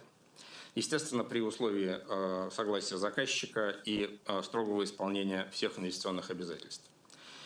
Владимир Владимирович, вы можете быть уверены, что в части доступности и бескомпромиссности по качеству лекарств наша страна надежно защищена, и при соответствующей поддержке предприятия отрасли готовы выходить на новые рынки и двигаться вперед. Спасибо за внимание. Василий Геннадьевич, это важнейшее направление работы – здоровье граждан. Это одна из ключевых тем, одно из ключевых направлений. И за последние годы, конечно, здесь у нас огромные шаги вперед были сделаны. Просто огромные. Я хочу поблагодарить вас, вообще всех, кто работает в этой сфере. Разумеется, мы знаем, во всем мире, в целом одно и то же, проблем больше, чем решение. Это в любую страну, пальцем сейчас ткни и попадем в проблемы. Там нет ни одной страны мира, мне кажется, где не существует проблем в сфере медицины и фармы. Но тем не менее у нас очевидный прогресс, это точно совершенно. Но есть над чем работать. Первое, знаете, мне бы хотелось, я сейчас некоторые вещи прокомментирую. Хорошо, давайте офсетные контракты, они сейчас, насколько там, по 10 лет, да, примерно? Да, 10-11 лет в среднем. 10-11 лет. И у вас предложение расширить, увеличить это? Нет, не изменяя срок и иметь возможность менять ассортимент, поскольку обновление ассортимента востребованной продукции фармацевтики происходит быстрее. Я понял. Давайте мы прямо тогда министра и попросим прокомментировать. Министр здравоохранения Михаил Альбертович, как вы к этому предложению относитесь? Добрый день, глубоко уважаемый Владимир Владимирович. Действительно, когда идет прогнозирование на длительные сроки, всегда рассматривается о том, что инновации в сфере здравоохранения могут появляться быстрее. Поэтому это предложение заслуживает внимания к рассмотрению. Но и вы видите, что сегодня фармацевтическая отрасль, она не только на внутренний рынок работает, но и на экспорт, действительно, то, что и было сказано. И на встречах с главами государства они отмечали и российское здравоохранение и заинтересованы с нами в контактах и фармацевтику. Поэтому по данному направлению точно можно поработать для того, чтобы это более гибким. И выработать уже совместно с Минпромторгом предложение, поскольку по именно самим контрактам там полномочия Минпромторга ведутся. Спасибо. Да, ну, понимаете, это же от вас будет зависеть. В конечном итоге. Да, По сути, проблема это они носят не производственный, а медицинский характер. Развиваются у них предложения развиваются, нужно, чтобы вы регистрировали там или способствовали регистрации. Кстати говоря, бывает так, что, Василий Геннадьевич, что у нас вы не можете зарегистрировать, а за рубежом что-то регистрируете. Нет, таких прецедентов у нас нет. Все-таки мы на домашнем рынке приоритет имеем и регистрируем здесь быстрее. Да. Но это было бы просто, вот вы все смеетесь, да, на самом деле я представляю, что такое зарегистрировать медицинский препарат у нас. Это сложный процесс. И очень многие предъявляют претензии к административным структурам, которые это делают.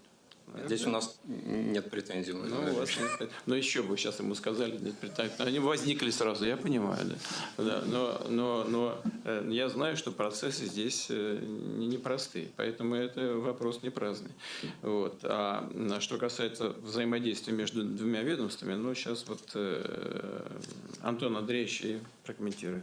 Антон Андреевич, пожалуйста. Спасибо большое, уважаемый Владимир Владимирович. Я постараюсь тогда раскрыть несколько тезисов Михаила Бертовича.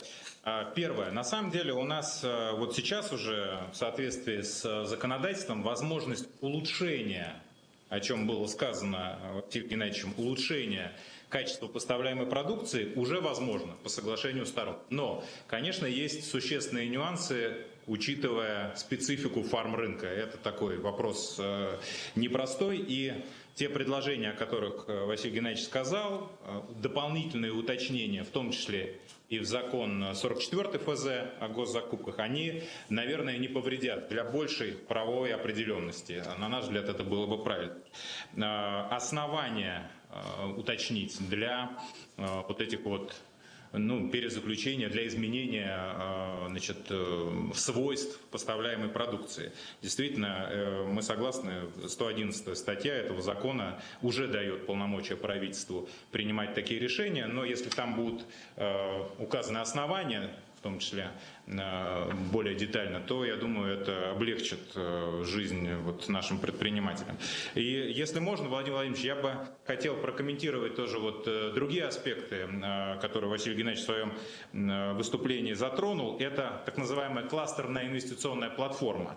Он говорил о том, что не все расходы возможно субсидировать за счет этого механизма, который администрируется через Фонд развития промышленности. Мы в целом сейчас поддержали порядка 47 проектов, еще несколько десятков на рассмотрении, на сумму инвестиций порядка 1 триллиона рублей. И действительно мы поддерживаем в том числе и фарм-проекты. Вот Airfarm, в частности, совмещает офсетный контракт и поддержку через кластерную инвестплатформу Министерства промышленности и торговли.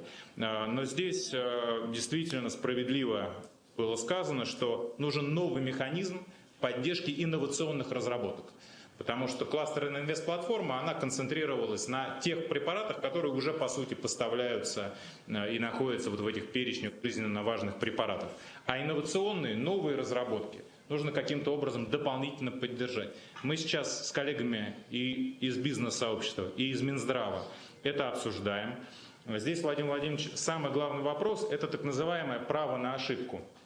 У нас есть 3 фазы клинических исследований, они все достаточно емкие с точки зрения затрат, и бизнес просит нас, мы, как Министерство промышленности, готовы субсидировать по итогам 3-й фазы, когда продукт появляется, зарегистрированное фармсредство какой-то препарат. Нас бизнес просит: нет, давайте еще и 1-ю, и 2-ю стадии клинических исследований тоже будем субсидировать, потому что для нас это существенная нагрузка, нам нужно нарабатывать молекулы, так называемые.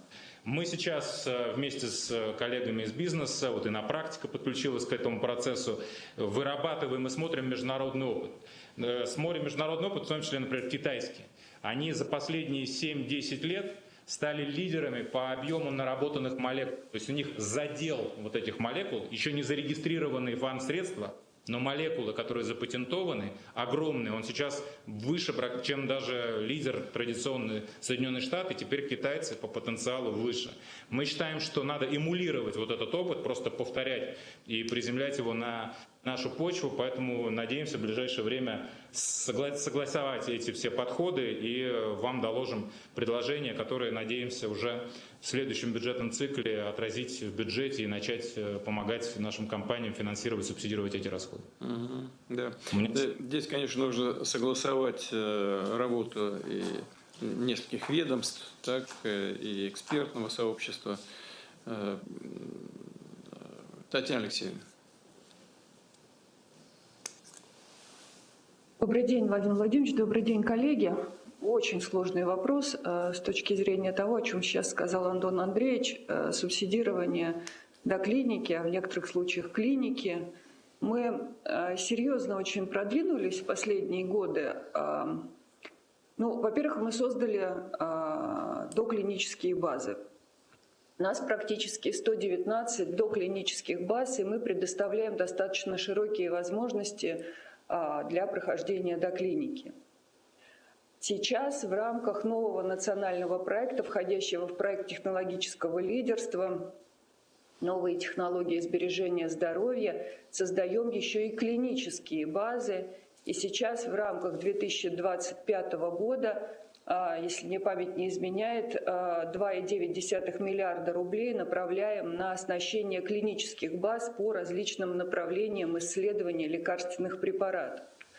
Это делается впервые, у нас на системной основе такого не было, но это определенная помощь, в том числе нашим производителям.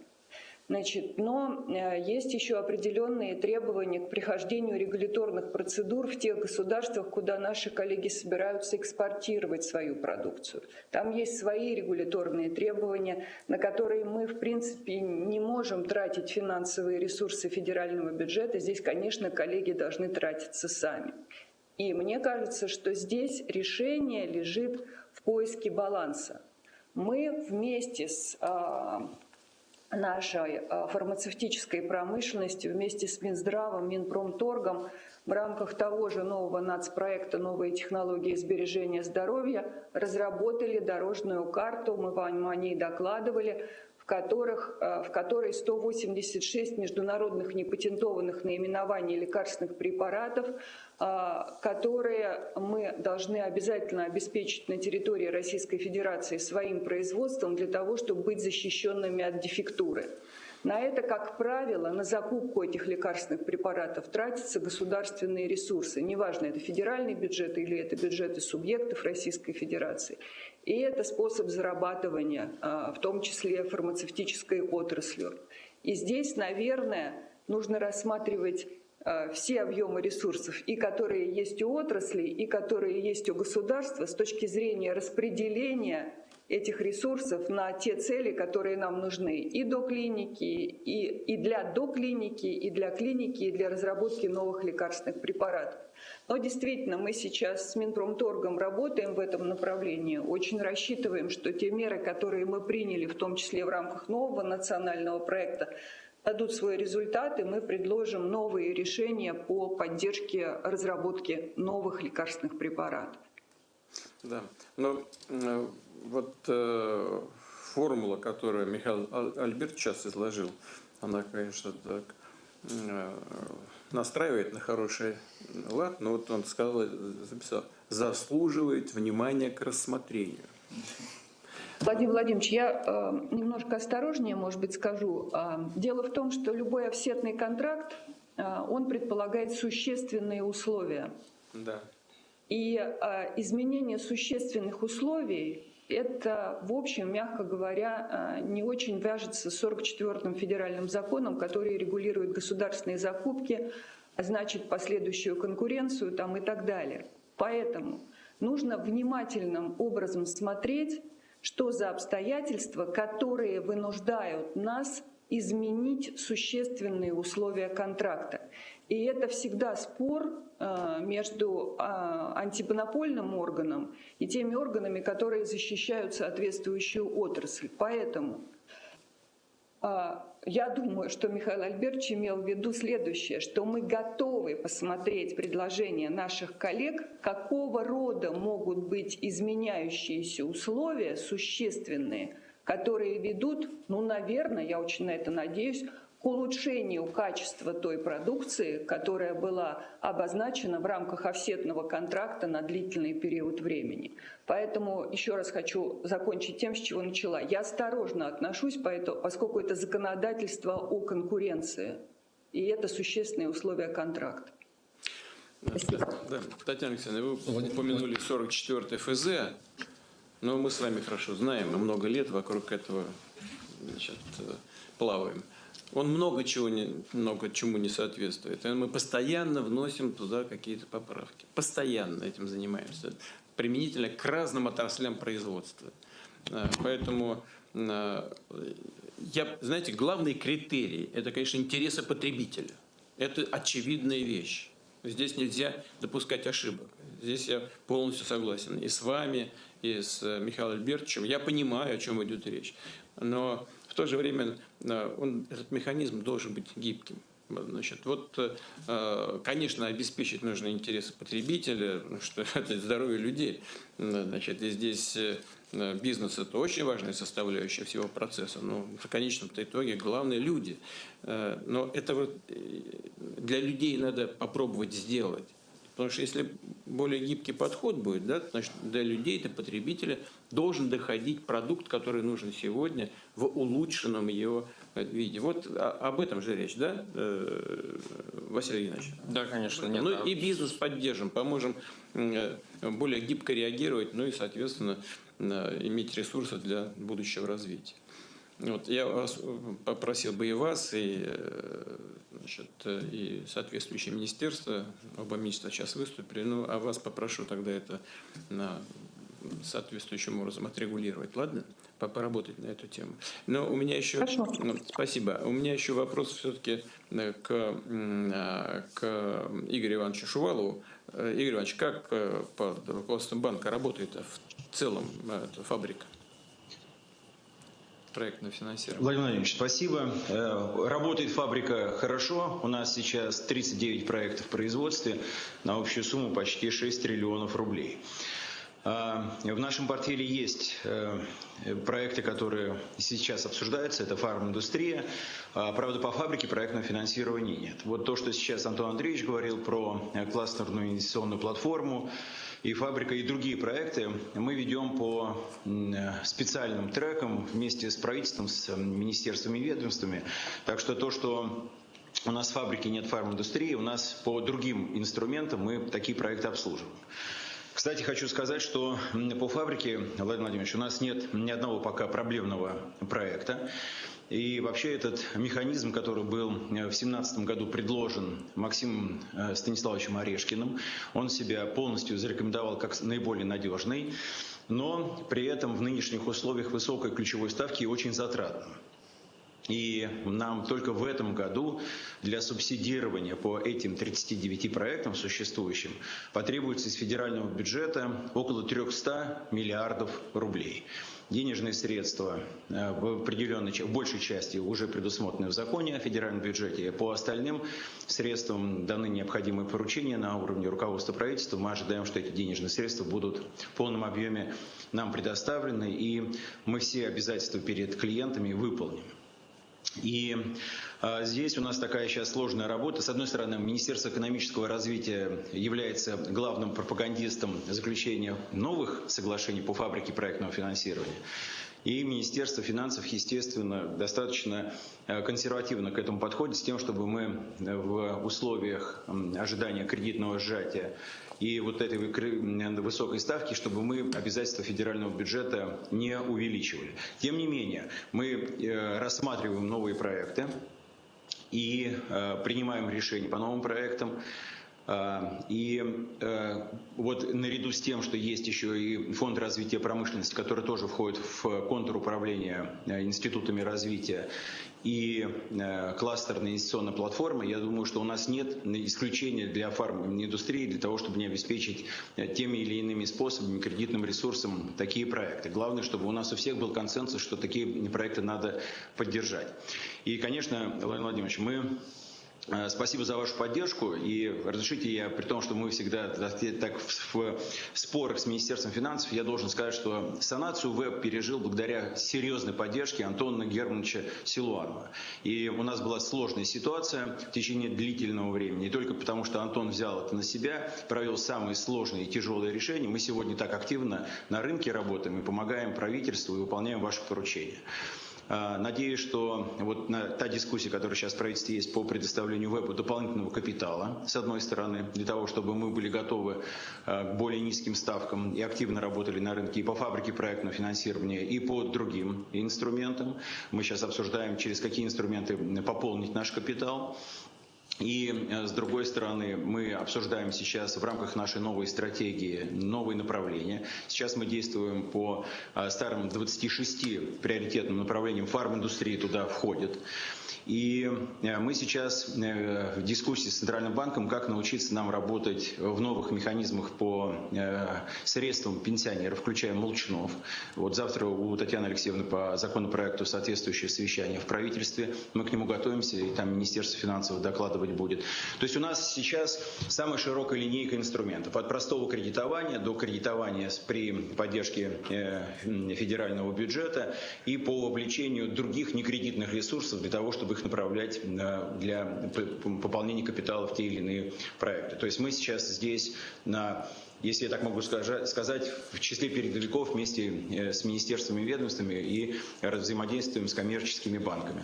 И надеемся, Владимир Владимирович, что мы будем в мае под руководством Максима Орешкина предоставить то решение уже для утверждения вами о новом механизме координации институтов развития в рамках Совета по национальным проектам. Мы к этой работе готовы. И это как раз все будет способствовать тому, чтобы решения принимались быстрее. Спасибо. Владимир Владимирович, спасибо. Вы в самом начале обозначили, когда говорили про компании или про отрасли, которые больше всех не хотят возвращения конкуренции, сельское хозяйство. Но на самом деле не только, кажется, что туризм тоже неплохо живет, а вот есть комбинация сельского хозяйства и туризма у нас сегодня здесь присутствует в лице Романа Баталова, председателя директоров Монтеры. Мне кажется, что, во-первых, мы все научились ездить по своей стране и открывать в ней новые, совершенно интересные места, неизведанные. И у нас развился и агротуризм, и винный туризм, и промтуризм. И уже не хочется ехать в Турцию. В общем, есть масса своих интересных вариантов. Ну а про успехи наших представителей сельскохозяйственной отрасли вообще говорить нечем. Здесь действительно суверенитет достигнут с самого начала был. И поэтому, если не возражаете, тогда дадим слово. Спасибо. Добрый день, уважаемый Владимир Владимирович. Всех хочу искренне поздравить с праздником Великой Победы. Как уже представил Алексей Евгеньевич, я представляю группу компании «Монтера». Как вы изначально сказали, абсолютно стопроцентный отечественный наш собственный бренд, и управляем больше 10 тысячами номеров гостиничных. Больше 10 лет занимаемся созданием современной всесезонной туристической инфраструктуры, создаем и управляем тематическими парками, такие как Сочи парк в городе Сочи, горнолыжными курортами, виноделием и аграрным туризмом. Активно развиваем удивительную деревню Мандраги, которую вы тоже посещали, куда мы вас в очередной раз с удовольствием приглашаем. Там по-прежнему работает известный музей водки. Я думаю, что с блинчиками это будет само то. По итогам 2024 года наши курорты посетило уже больше 7 миллионов человек, и ежегодно это количество растет порядка 10-15%. Мы отмечаем, что интерес к внутреннему туризму за последние годы увеличился почти вдвое. Конечно, это все становится возможным благодаря вашей поддержке, поддержке правительства Российской Федерации. Также активно развиваем и агротуризм, давая возможность нашим гражданам, живущим в последнее время достаточно урбанизированном обществе прикоснуться к истокам, увидеть, как растет пшеница, как она убирается, как производится хлеб, рассказать об этом детям и дать им возможность понять, что он не сразу появляется на полках. Также показать, как делают сыр на фермах и, соответственно, познакомиться с локальными продуктами. В частности, в 2024 году интерес к отдыху на ферме увеличился на 70%, а посещение винодельческих хозяйств более чем на 40%. У нас тоже есть своя винодельня, которую посещает больше 40 тысяч человек в год, и наши гости часто высказывают желание задержаться на данном хозяйстве, переночевать, утром позавтракать на виноградниках, соответственно, посмотреть и поучаствовать в уборке винограда в том числе. Но, к сожалению, мы не можем дать им такую возможность, так как земельное законодательство содержит большое количество императивных, запретительных норм, не позволяющих адаптироваться к запросам потребителей и бизнеса. То есть мы не можем даже построить там ни ресторана, ни гостевого дома. Мы хотели бы предложить к обсуждению и проработке вопрос комплексного внесения изменений в земельное законодательство и переход на регулирование с использованием диспозитивных конструкций норм, которые непосредственно позволят разрешить строительство объектов винного и сельского туризма на землях сельскохозяйственного назначения. При этом, что очень важно, хочу отметить, ограничив площади, занятые такими строениями, и площадь самих строений. Если честно, этот вопрос поднимается уже не впервые. Аналогичный вопрос был в Ставрополе в рамках вашего визита в марте 2024 года, но, к сожалению, быстро он пока не решается. Предлагаем совместно с правительством Российской Федерации и депутатским корпусом проработать формулу, в которой аграрии смогут создавать инфраструктуру гостеприимства на своих землях в качестве не основного вида деятельности, но при этом путь для злоупотребления будет закрыт. Также будет обеспечено сохранение баланса земель сельхозназначения и расширены возможности их использования. Мы, Владимир Владимирович, начинали тоже уже более 30 лет назад с сельскохозяйственного бизнеса, и у нас достаточно крупное подразделение и такой, знаете, экосистема, объединяющая и аграрный бизнес, и туристический. И мы, как никто другой, осознаем приоритет сохранения земель сельхозназначения. Ведь земля – это наша ценность, и, как вы всегда говорите, это основа продовольственного суверенитета.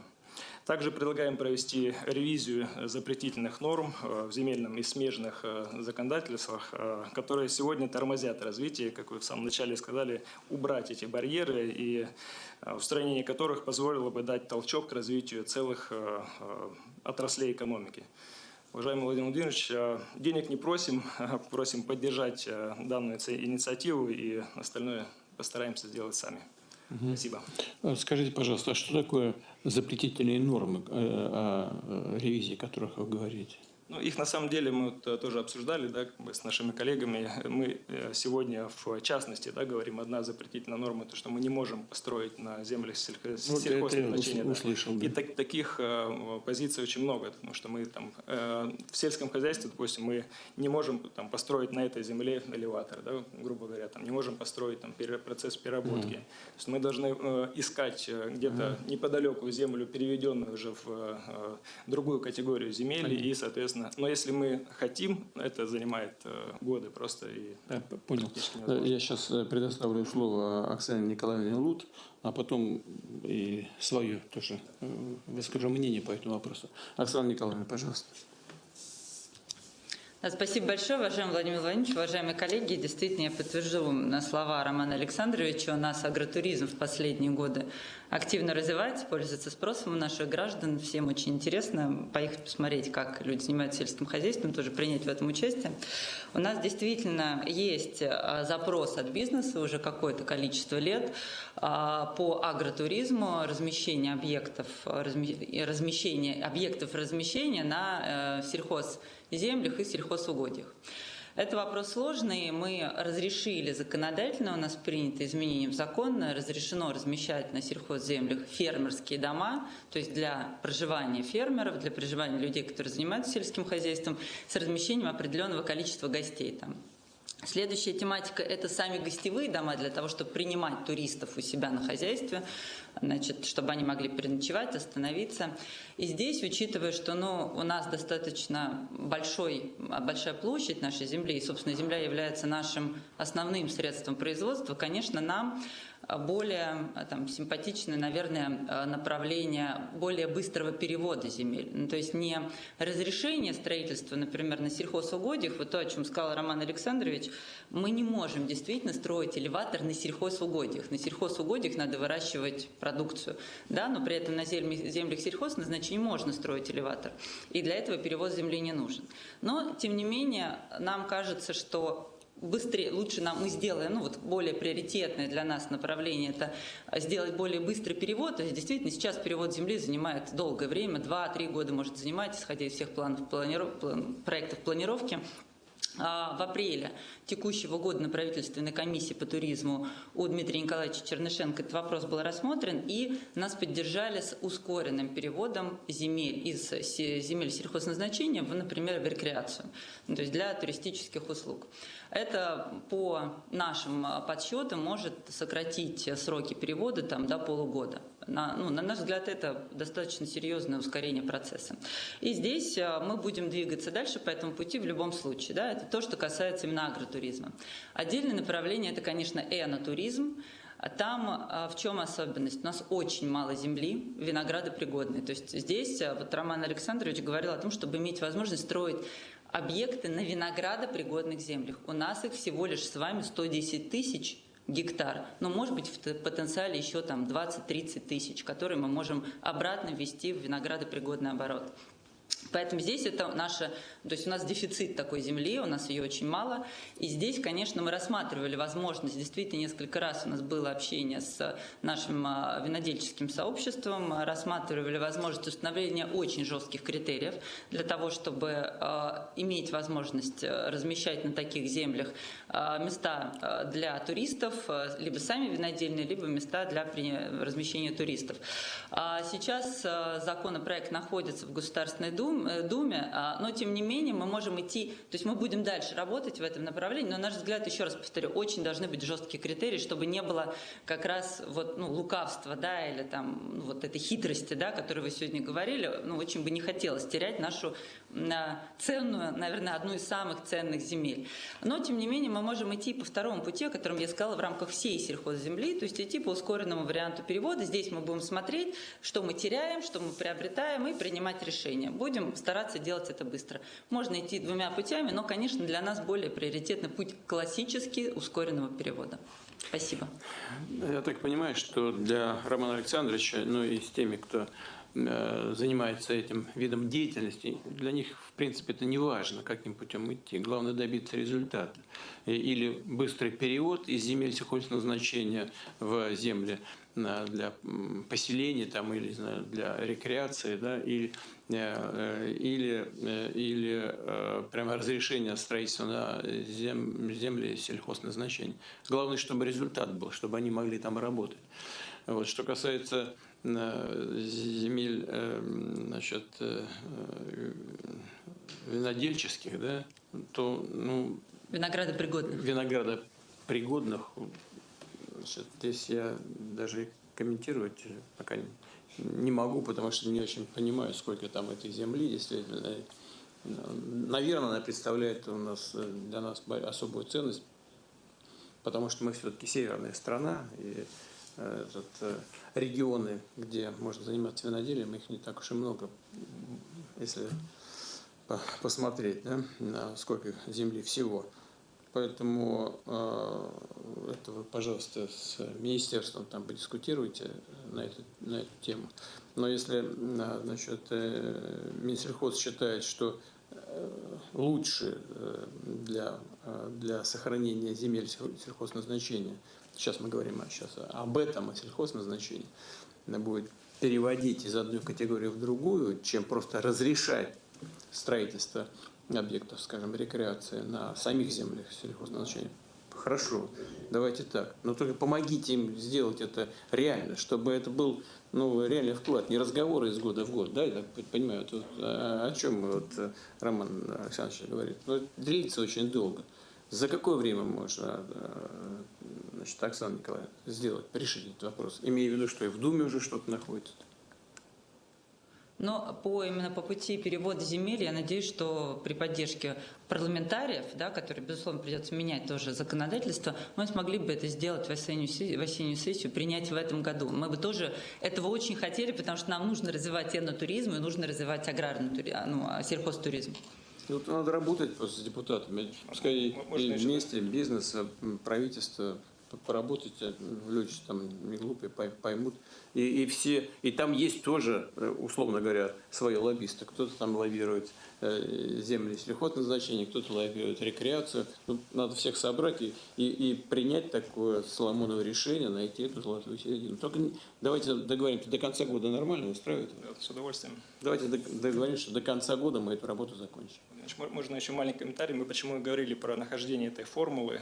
У нас была одна из идей, условно говоря, там, предприятие 100 гектар, мы выделяем из них всего лишь 10 соток, и на этой территории это могут быть неудобья, это могут быть посадки и так далее. То есть мы не говорим про то, что говорит Оксана Николаевна, уничтожать или выкорчевывать виноградники. Это наш, извиняюсь, хлеб тоже, это мы за него, наоборот, боремся. Я понимаю. Мы за эту формулу. Да, мне Ткачев об этом говорил, бывший тоже министр, он мне все это плешь проел уже. Звонить неоднократно, я уж не хотел говорить, но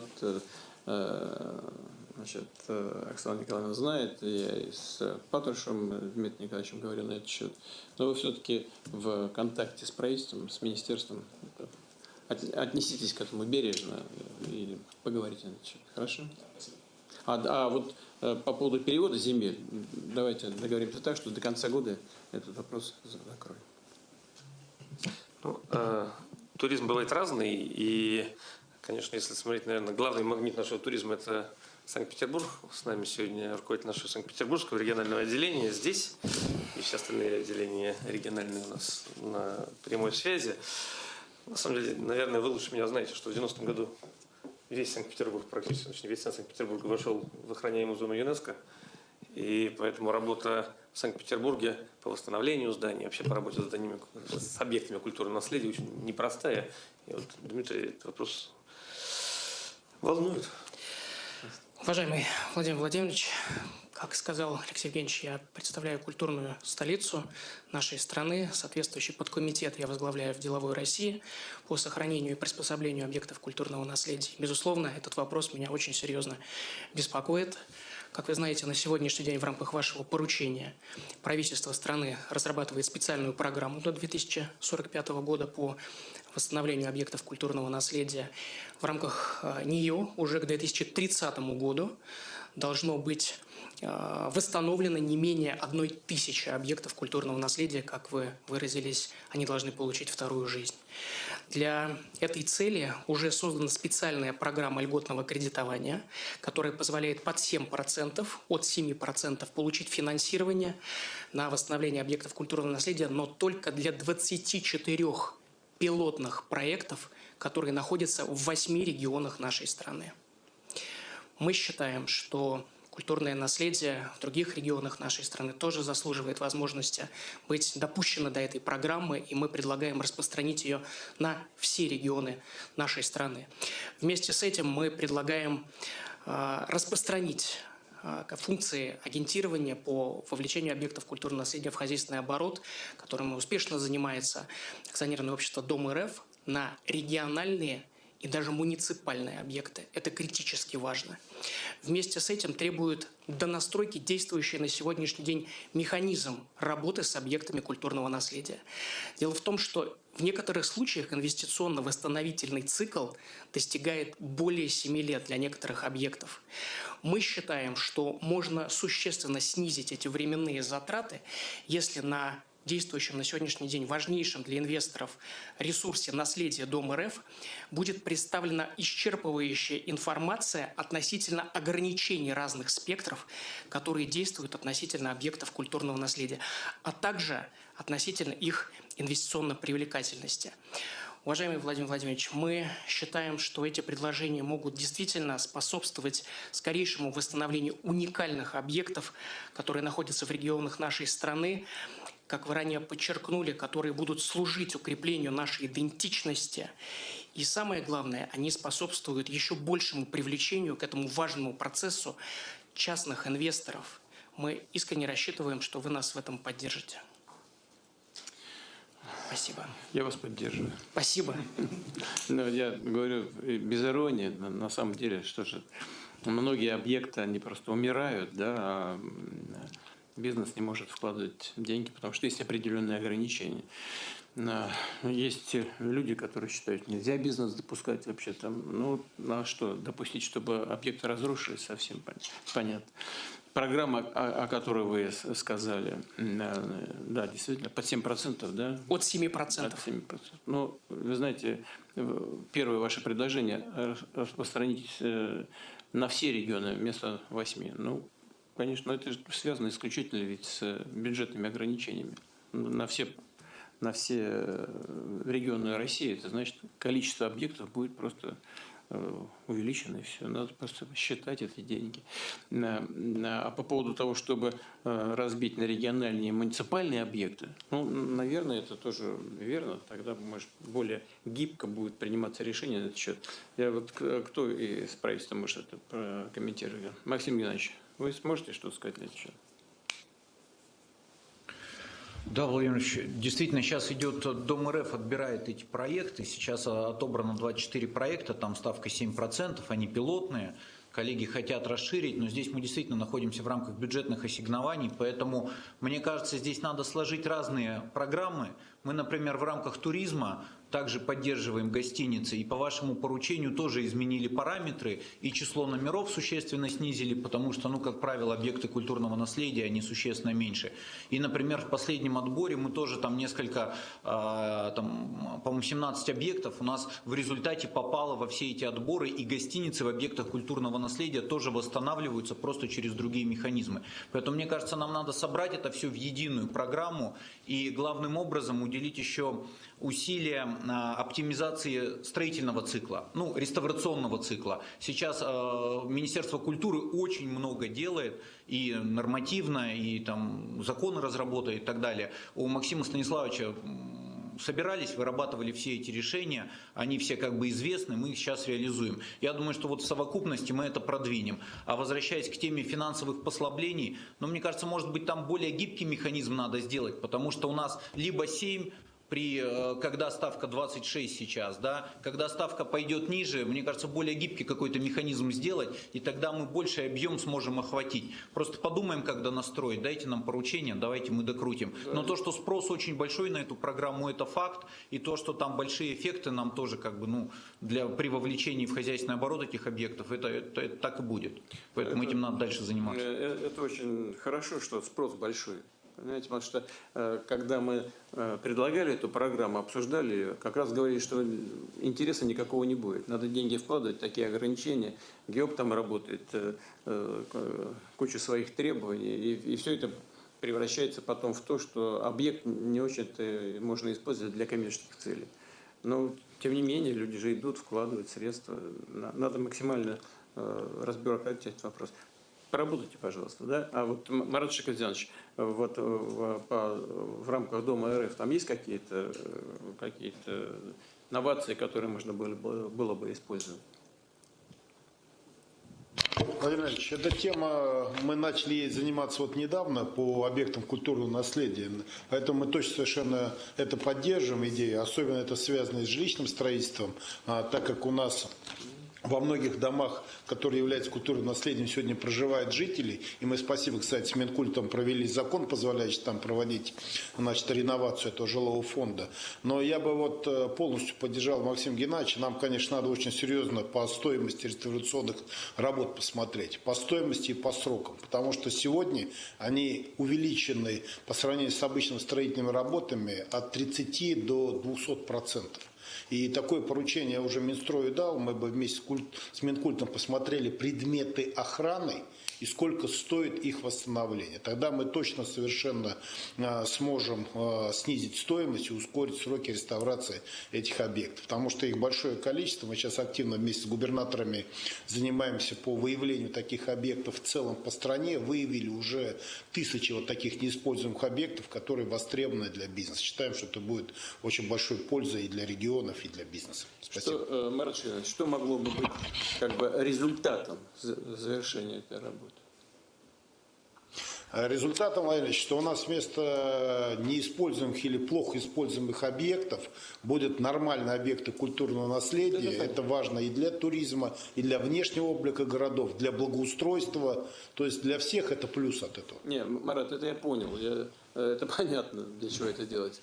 Что какие решения должны быть приняты, чтобы эта работа шла в другом ключе, о котором сейчас коллега сказал? Владимир Ильич, можно добавить? Сейчас я прокомментирую. Значит, первое. Мы должны отработать стоимость и выпустить соответствующие нормативы реконструкции. Вот соответствующие нормативы вместе с Минкультом должны выпустить. Это раз. Второе. В рамках сокращения инвестиционно-строительного цикла мы вам много раз докладывали эту работу. Мы с «Деловой Россией» тоже здесь очень активно работаем с Алексеем.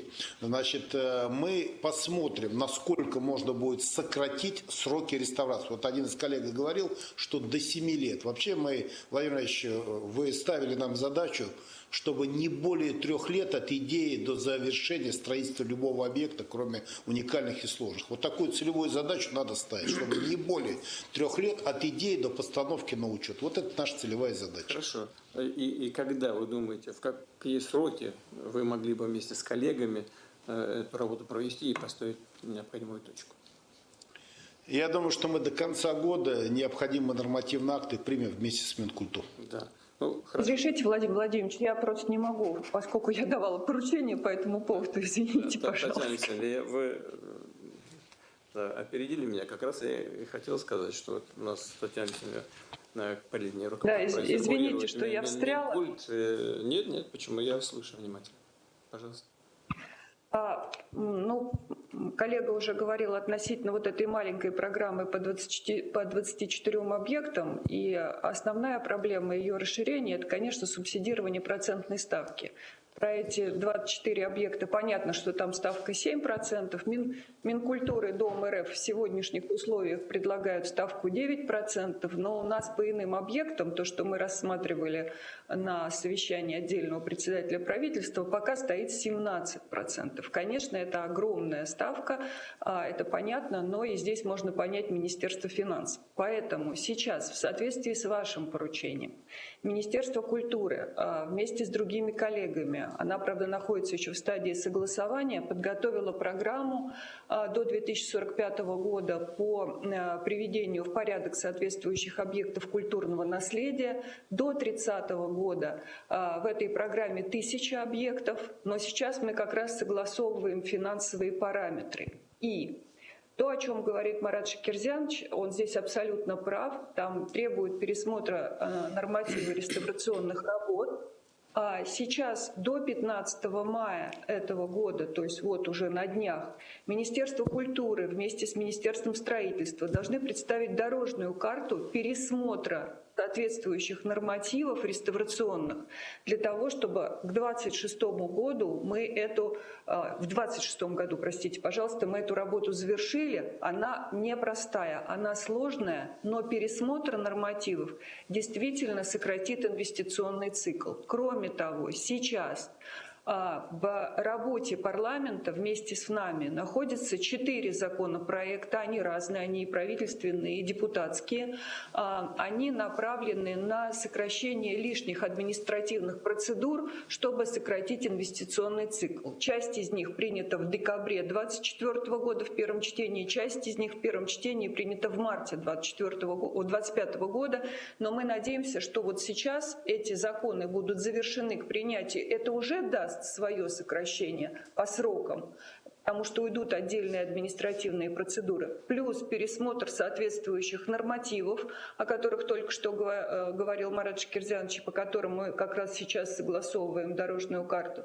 И, конечно, принятие той программы, о которой я сказала, и согласование отдельных финансовых параметров с Министерством финансов. У нас сейчас в неудовлетворительном состоянии находится 13 975 памятников и различного предназначения, но как раз на них и направлены наши усилия. Это если коротко. Татьяна Алексеевна и Марат Шакирзянович, конечно, нам нужно иметь долгосрочное планирование по любому вопросу, и по этому тоже. Ясно. Нам нужно понять, куда мы идем, каким темпом идем. Только в этом случае мы сможем среднесрочное планирование и более долгосрочное выстраивать. А без этого трудно работать, иначе будет каша просто в голове и в документах. Значит, и наши планы до 2045 года, наверное, нужно все это делать, правильно. Все это так и есть.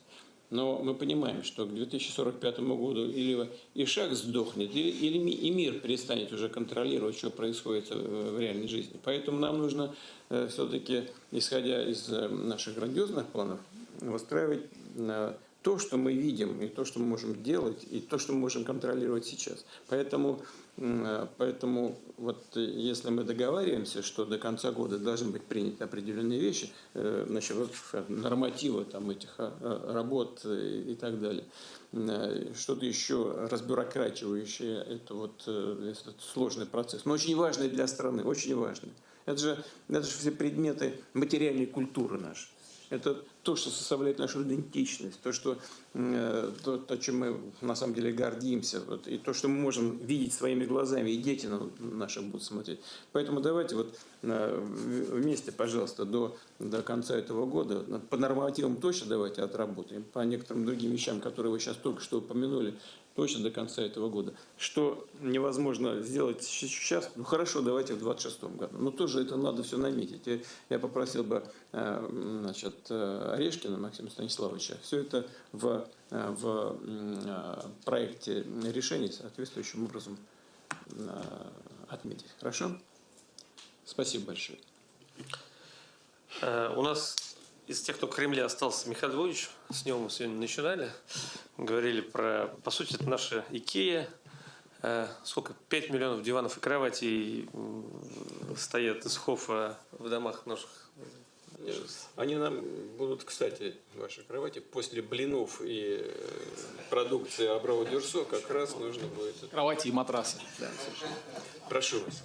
Уважаемый Владимир Владимирович, я возглавляю комитет по розничной торговле деловой России и являюсь основателем компании «Хофф». Это лидирующий российский ритейлер в сегменте мебели и товаров для дома. Сегодня наша продукция есть в каждом 5-м доме в стране. Я уже 25 лет в отрасли. Когда мы начинали бизнес, благодаря открытым дверям нашей экономики, иностранные компании уже смогли занять лучшие ниши, получить преференции для развития, закрепиться в головах потребителей. Мы учились, перенимали лучшие практики и развивали технологии, но главное, были ближе нашему потребителю. Благодаря этому мы завоевали доверие россиян и стали конкурировать на равных. Я это говорю с гордостью, потому что на сегодня российский ритейл ни в чем не уступает, а во многом даже и превосходит иностранные форматы. И я бы хотел, пользуясь случаем, лично вас пригласить в наши гипермаркеты, чтобы вы убедились, что это правда. Следующим большим вызовом стала высокая зависимость от импорта. Поэтому мы развивали свою экосистему локальных производителей. В первую очередь это компании МСП из небольших городов, которые росли вместе с нами. В результате на сегодня более 90% нашего оборота составляют товары, произведенные в России. Затем пришла пандемия. Мы одномоментно потеряли 80% наших продаж, но в том числе благодаря правительству мы эти трудности преодолели. Сегодня мы сталкиваемся с новым вызовом. Изменилось конкурентное поле.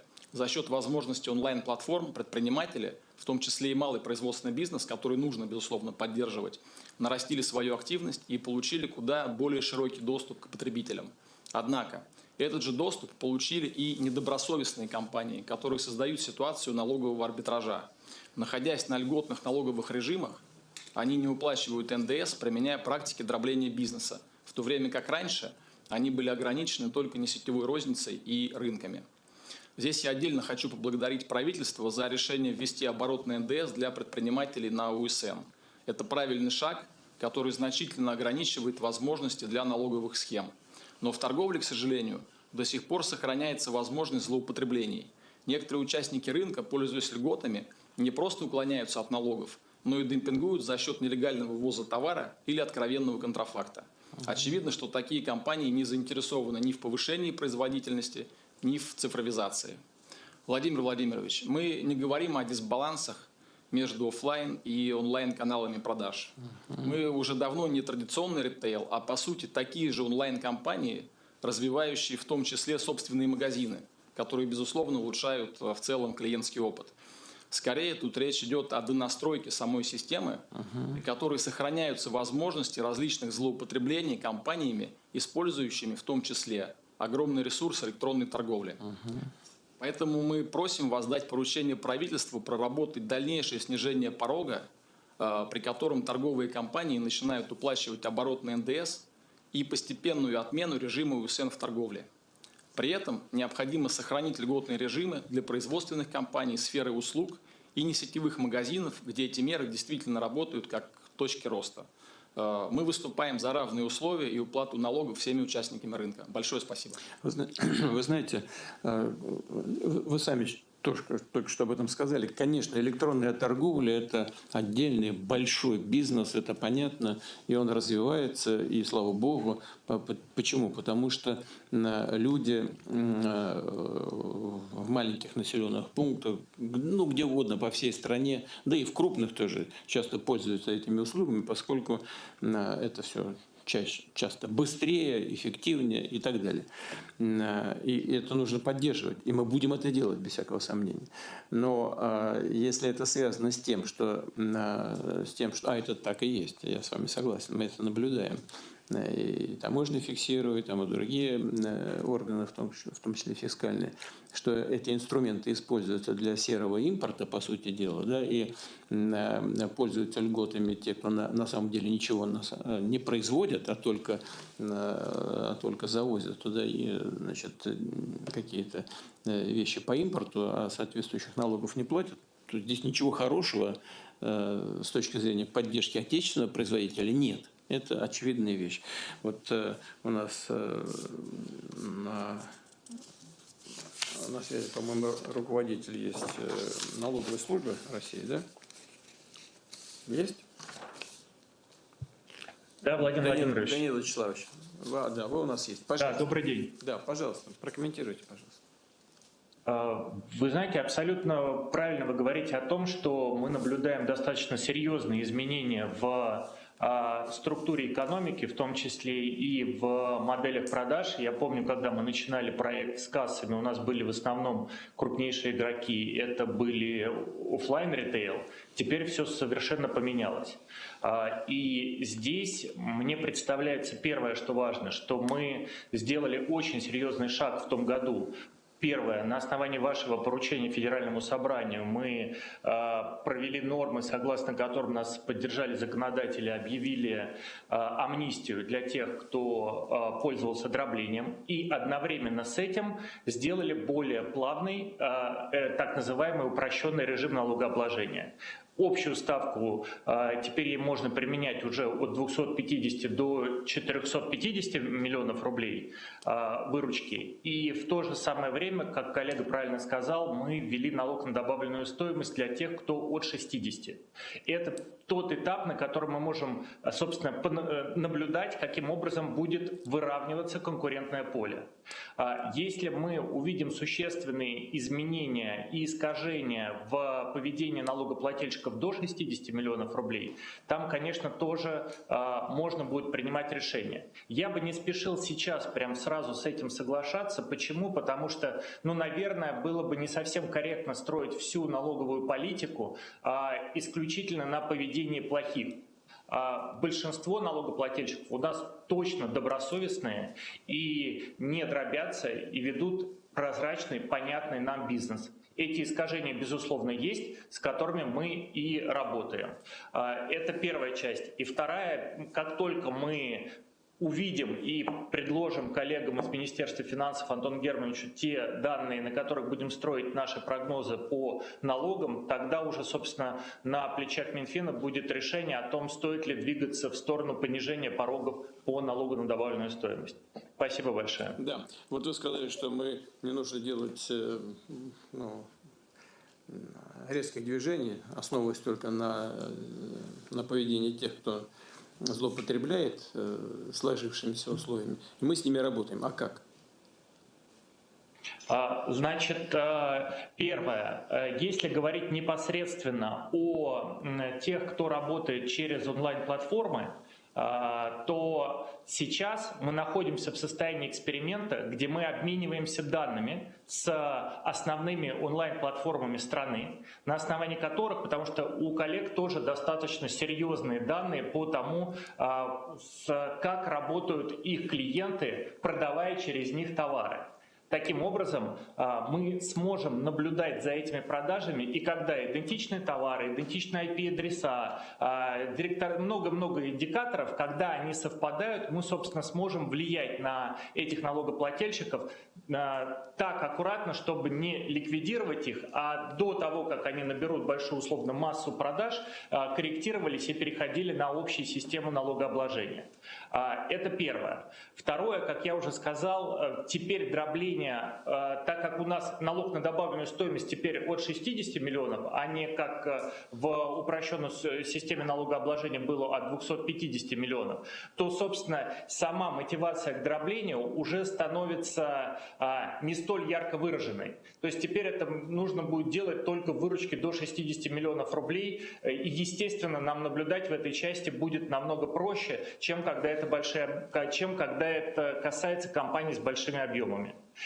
И последнее, наверное, тоже стоит отметить. Сегодня мы предлагаем налоговые режимы, которые в автоматизированном, в частности, АвтоУСН, на основании которого мы сами расчеты налогов делаем за налогоплательщиков. Вот, наверное, та линейка, которая есть сегодня. Это то, что касается налогов. По контрафакту это отдельный блок, наверное, его стоит и отдельно обсуждать, не совсем налоговый вопрос. Дело в том, что контрафакт, он тоже приобретает такие сложные формы. Там еще разобраться нужно. Вот он производит вот эти матрасы там, и кровати, но он знает, что это он производит. А кто-то привозит, там, свинчивает. Это так же, как у нас в области виноделия. Танкерами привозили виноматериал и разливали, условно, как кубанское вино. Какое кубанское вино? Да, при чем здесь это? Вот то же самое с кроватями, на самом деле. Вот с этим надо разобраться тоже. Так я понимаю, в этом тоже. Вот. Поэтому вот то, что сейчас было сказано, Данил Вячеславович сказал, вас это устраивает, или вы все-таки настаиваете на каких-то более сущностных изменениях? Я думаю, что нам хотелось бы посмотреть, как идет эксперимент на онлайн-платформах. И понимать действительно, каким результатом это может привести. И там, безусловно, есть инструменты для того, чтобы выявлять таких недобросовестных участников рынка. Понимаю, да. Поэтому у меня тоже просьба к администрации, Максим Станиславович, вы, когда будете оформлять поручение, обязательно этот момент зафиксируйте так, да, чтобы это просто в воздухе не повисло, не улетело никуда, чтобы это было в поле нашего внимания, в поле внимания правительства и налоговой службы, и, соответственно, и с участием бизнеса самого. Да, но я надеюсь, что когда будут данные, мы сможем вместе посмотреть, насколько именно. Да, так и нужно это все, эту работу организовать. Спасибо большое. Да, спасибо. Да, мы завершаем нашу работу, но перед этим можно было бы, и, наверное, было бы полезно, чтобы кто-то из зала, да, там есть микрофон? Конечно. Да. И потом у нас на экране здесь, в зале ситуационного центра, я вижу там Севастополь, Кабардино-Балкария. Все регионы, все 89 субъектов подключены к нам. Все 89 мы вряд ли сможем сегодня выслушать, так? А вот давайте из зала там пару вопросов, Тогда, потом из региона. Может быть, начнем с зала. Тогда Екатерина Лобачева у нас готовилась по поводу очень важного для нас просто вопроса. Я говорю про инклюзию, про поддержку инвалидов. Да. Спасибо большое. Добрый день. Здрасте. Владимир Владимирович, добрый день. Спасибо большое. Очень тяжело было молчать, пока обсуждали торговлю, потому что я представляю X5. Это крупнейшие продуктовые сети страны, «Пятерочка», «Перекресток» и «Чижик». И мы являемся одним из крупнейших работодателей на сегодняшний день. У нас работает более 430 тысяч человек. И поэтому вопрос вовлечения людей с инвалидностью в трудоустройство для нас очень важен. Мы давно осознаем, что создание инклюзивной среды как внутри магазинов для наших покупателей и вообще в целом на нашей инфраструктуре, так и для наших сотрудников – это, собственно, наша задача. И с 2016 года занимаемся инклюзивным трудоустройством на различные специальности. Это и продавцы-кассиры, и администраторы торговых залов, и директора магазинов, конечно же, офисный персонал, IT в большей мере – и, конечно же, управленческие позиции. И мы видим, как это влияет на развитие внутри культуры компании. Это повышает вовлеченность всех коллег, взаимовыручку и соучастие. Сейчас это очень важно. И на практике видим, с какими трудностями сталкиваются как компании, так и кандидаты при найме и адаптации. Хотя сейчас мы понимаем, что у нас большой кадровый дефицит, и Владимир Владимирович, это огромный кадровый резерв для всей страны. Сейчас у нас примерно 11 с лишним тысяч инвалидов, из них больше 4 миллионов инвалидов трудоспособного возраста 11 миллионов. И возможные к вовлечению. И по оценкам МГУ, если бы мы смогли всех трудоустроить, то ВВП на душу населения можно было бы повысить на 0,5% пункта. Но на сегодняшний день у нас трудоустроено не более 27,5%. На самом деле, на практике, как компании испытывают достаточно повышенные затраты на трудоустройство и адаптацию, так и для самих кандидатов иногда есть страх социализироваться и есть риск потерять свое материальное положение, потому что часть региональных выплат при трудоустройстве у них прекращается. И государство сейчас уже делает много для стимулирования инклюзивного трудоустройства, и мы просим поддержать дополнительные меры, которые мы видим на практике. В первую очередь просим поддержать бесплатное переобучение, получение высшего образования по востребованной сейчас профессии вне зависимости от полученного первого образования.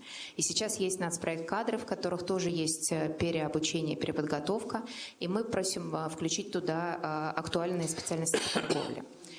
Во-вторых, развивать институт социальных координаторов. Это поможет людям выбрать эту востребованную профессию и затем быть сопровожденными в течение первых месяцев их трудоустройства. Для них это создает дополнительный комфорт. Мы просим рассмотреть возможность сохранить материальное обеспечение для людей после трудоустройства, особенно для тех, кто имеет особые заслуги перед Отечеством, для того, чтобы опять-таки у них был психологический комфорт и возможность и желание вовлекаться в трудоустройство. И самое последнее – это все-таки рассмотреть возможность снижения страховых выплат только на заработную плату у трудоустроенных инвалидов. Мы не говорим о компании в целом. Это хотя бы на первое время в рамках пилотного проекта. Это позволит компаниям снизить свою финансовую нагрузку на их трудоустройство и адаптацию и повысить мотивацию бизнеса трудоустраивать инвалидов. Конечно, я понимаю, что сейчас Антон Германович скажет, что это выпадающие доходы, но если этот пилот покажет свою успешность, то, возможно, в результате его реализации мы увидим повышенные цифры трудоустроенных инвалидов, и в абсолюте цифры уплаты страховых взносов будут больше.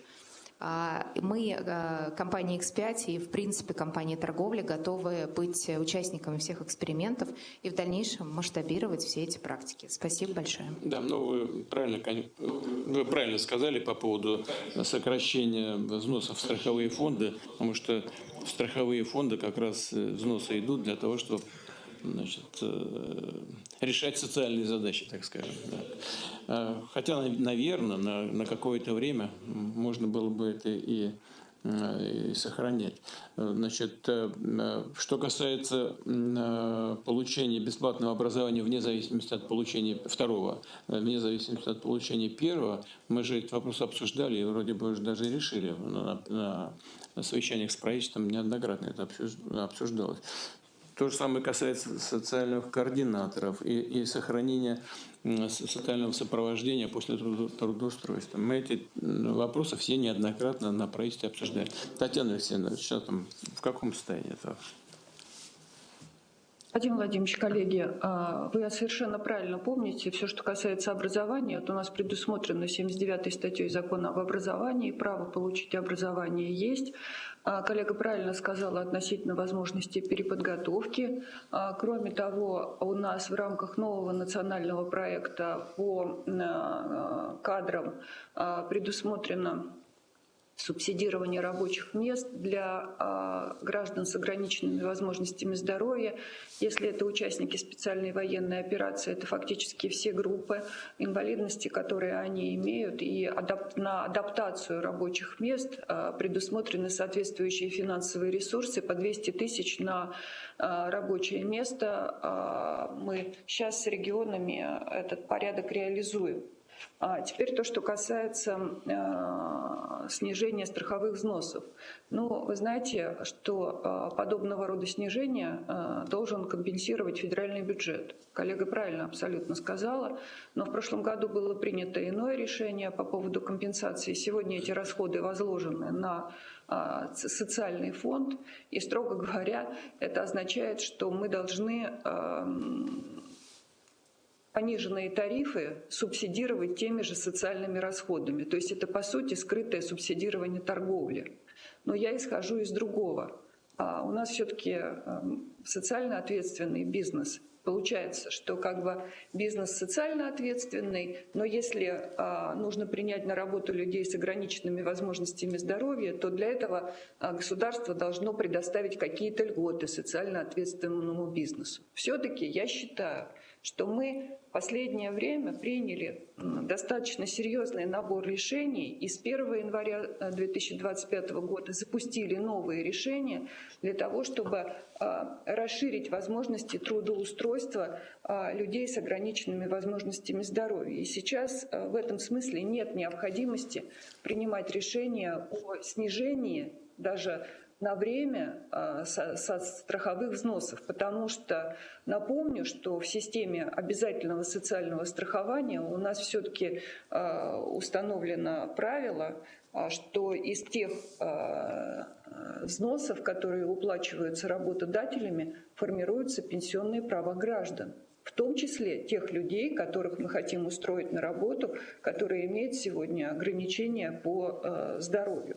Поэтому я предложение коллег относительно снижения страховых взносов даже в пилотном режиме не разделяю на сегодняшний день, потому что это источник формирования пенсионных прав. Да. Все, что касается образования, переобучения, еще раз повторюсь, все, что касается субсидирования рабочих мест и трудоустройства, эти все меры у нас предусмотрены, и мы их реализуем. Да, и именно поэтому я с этого и начал, сказал, что мы неоднократно обсуждали с правительством эти вопросы, и решения-то были приняты. Просто возник вопрос, может быть, они как-то не реализованы, но, тем не менее, они реализуются, в том числе это касается получения второго образования. Но по поводу расходов, связанных со страховыми социальными фондами, вопрос очень тонкий. И, несмотря на то, что Татьяна Алексеевна подвергла сомнению социальную направленность российского бизнеса, я все-таки думаю, что вот это сделано в этой дискуссионной такой полемике. Мы видим, что бизнес наш, особенно в последние годы, выстроен и патриотически, и в социальном плане так отвечает требованиям сегодняшнего дня. Но здесь, конечно, нам нельзя допустить каких-то дисбалансов, потому что и бюджет, он тоже социально направленный. Нам нужно из бюджета, в том числе из бюджета социальных фондов, решаем основные вопросы с социальным обеспечением граждан в широком смысле этого слова. Поэтому давайте мы вот здесь так договоримся. Все-таки надо будет проанализировать, что можно сделать дополнительно из того, что уже сделано по поводу трудоустройства людей с ограниченными возможностями здоровья. Татьяна Алексеевна знает хорошо, мы с ней уже 100 раз, может быть и больше, на этот счет говорили. Трудоустройство людей с ограниченными возможностями здоровья – ключевой момент для обеспечения нормальной жизни этих людей, наших граждан. Потому что когда человек работает, это меняет кардинально его жизнь. Это очевидная вещь. Это один из самых важных вопросов, которые мы должны решать. Давайте с этой точки зрения сейчас проанализируем те вопросы, которые были сейчас подняты коллегой из зала. Спасибо. И, может быть, тогда в резонанс как раз с словам Татьяны Алексеевны, у нас там есть Сергей Колесников, который ровно обратно, ровно на стороне Татьяны Алексеевны, как раз хочет коротко заострить внимание на недоплаченных взносах со стороны самозанятых и представителей индивидуальных предпринимателей. Добрый день, уважаемый Владимир Владимирович, уважаемые коллеги. Я хочу коснуться конкуренции компаний за кадры, дефицит которых ощущается, и эксперты отмечают, что дефицит кадров составляет от 2 до 4 миллионов в России. Как вы знаете, с ноября 2018 года действует закон о самозанятых. И этот закон позволил миллионам граждан выйти из тени и платить налоги. И государство получило миллиарды рублей налоговых доходов. Более того, российские граждане, в частности, наверное, каждый житель крупных городов, стал получать качественную, безопасную и дешевую услугу, в частности, водителей самозанятых через Яндекс.Такси. Все это показывает, что пример удачный. Но при этом существует и ложка дегтя в бочке меда. Компании стали привлекать труд самозанятых вместо наемного труда, поскольку существует налоговый арбитраж. Наемный труд обходится компании в 43%, это 30% социальный налог, 13% НДФЛ. В то время как труд самозанятых обходится компаниям всего лишь в 6%, и самозанятые, кстати, Владимир Владимирович, не платят соцналоги и не платят НДФЛ. И поэтому, когда я вижу молодого водителя и ветерана СВО, конечно же, здесь у меня мое сердце принадлежит к Катерине. В силу того, что я вижу эти картины, и понятно, что почему-то одна категория не платит, а другая платит. И в этом смысле еще существует конкуренция за кадры. Понятно, что компания, которая платит 43%, и компания, которая платит 6%, находятся в неравной конкуренции. И поэтому просьба усилить профилактику и надзор за компаниями, которые используют права гражданско-правового характера и привлекают вместо наемного труда самозанятых и индивидуальных предпринимателей. Большое спасибо.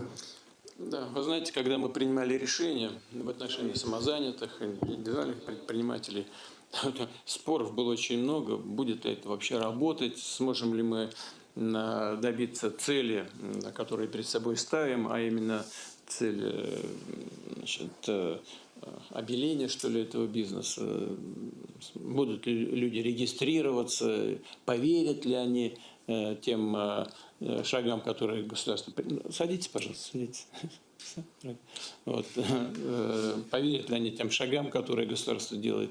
В целом все получается. Да? Но конечно, вот те издержки, о которых вы сказали, да, они тоже, наверное, были неизбежны. Я попросил бы Решетникова, министра экономического развития, они принимали активное самоучастие, естественно, в этой работе, это их сфера деятельности.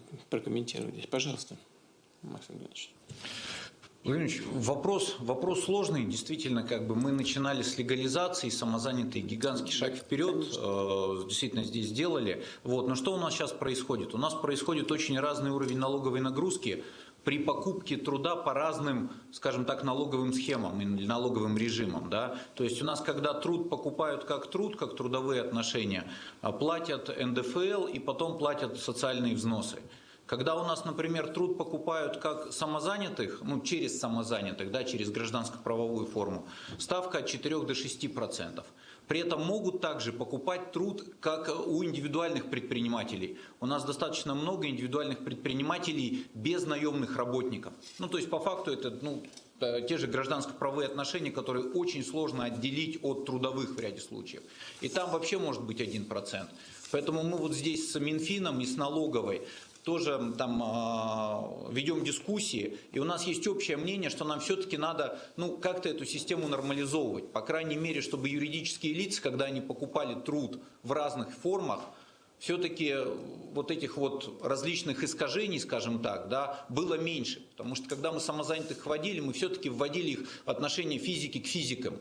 А когда у нас юридические лица начинают уже в большом объеме нанимать самозанятых, там достаточно много признаков есть именно по трансформации трудовых отношений. Что мы сейчас сделали? Мы сейчас с Рострудом и с Министерством труда согласовали критерии для налоговых проверок, проверок по линии Роструда, с тем, чтобы выявлять те компании, которые на самом-то деле, скажем так, покупают труд, на самом деле труд, но под видом вот этих налоговых режимов. Это первая часть. У нас сейчас экспериментально эти проверки идут, мы тоже с бизнесом обсуждали. Вот, посмотрим результаты по итогам первого квартала.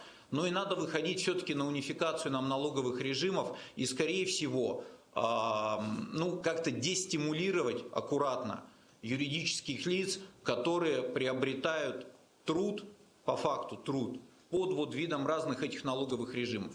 Почему, мне кажется, сейчас надо это делать? Потому что наша экономика трудодефицитна. И, конечно, вот этот вот фактор манипуляций, скажем так, да, и оптимизации, используя разные налоговые режимы, снижения налогообложения труда, это, с одной стороны, то, что Татьяне Алексеевне доставляет массу проблем, потому что просто соцвзнос, достаточно большой объем соцвзносов не доплачиваются. А с другой стороны, это то, что реально мешает росту производительности труда в экономике. Потому что если можно неэффективно использовать труд за счет того, что не доплачивать налоги, но это неправильно. Это снижает общую эффективность нашей экономики. Поэтому мы понимаем, насколько эта тема чувствительна. Будем вместе с бизнесом варианты обсуждать, но считаем, что время для решения этих вопросов потихоньку подходит и назревает. Будем предлагать решения. Да, хорошо. И это правильно, наверное, только ни в коем случае не нужно предпринимать шаги, которые бы загнали опять самозанятых в тень. Вот. Здесь нужно быть очень аккуратным. Антон Олегович, добавите что-нибудь? Да, уважаемый Владимир Владимирович, мы действительно сегодня разработали 11 критериев, которые свидетельствуют о том, что может быть наличие факта подмены трудовых отношений именно налоговым режимом самозанятых совместно с Федеральной налоговой службой сегодня на базе тех сведений, которые есть в ФНС, проанализировали ситуацию по таким предприятиям. Сегодня уже есть определенный перечень предприятий, которые у нас в рамках пилотного режима сегодня анализируются. Проводим консультацию совместно с Генпрокуратурой, с Рострудом.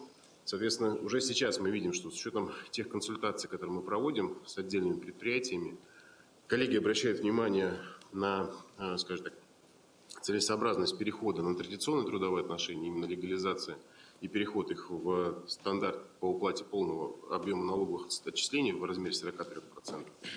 Поэтому эту работу мы начали, и я надеюсь, что она как раз в данном случае позволит нам вот эти перекосы, которые сегодня есть в системе налогообложения именно трудовых отношений, нам немножко откорректировать и сформирует правильное понимание со стороны бизнеса, со стороны власти относительно регулирования этой сферы. Хорошо, только, пожалуйста, обратите внимание на то замечание, которое мною было сделано. Эти шаги не должны загнать никого опять, в серую зону. Аккуратненько так. Хорошо. Коллеги, я сказал, что на экране у нас здесь в ситуационном зале некоторые регионы, прямо картинки есть, поэтому я их назвал. Если есть какие-то вопросы, предложения, идеи, Севастополь, пожалуйста.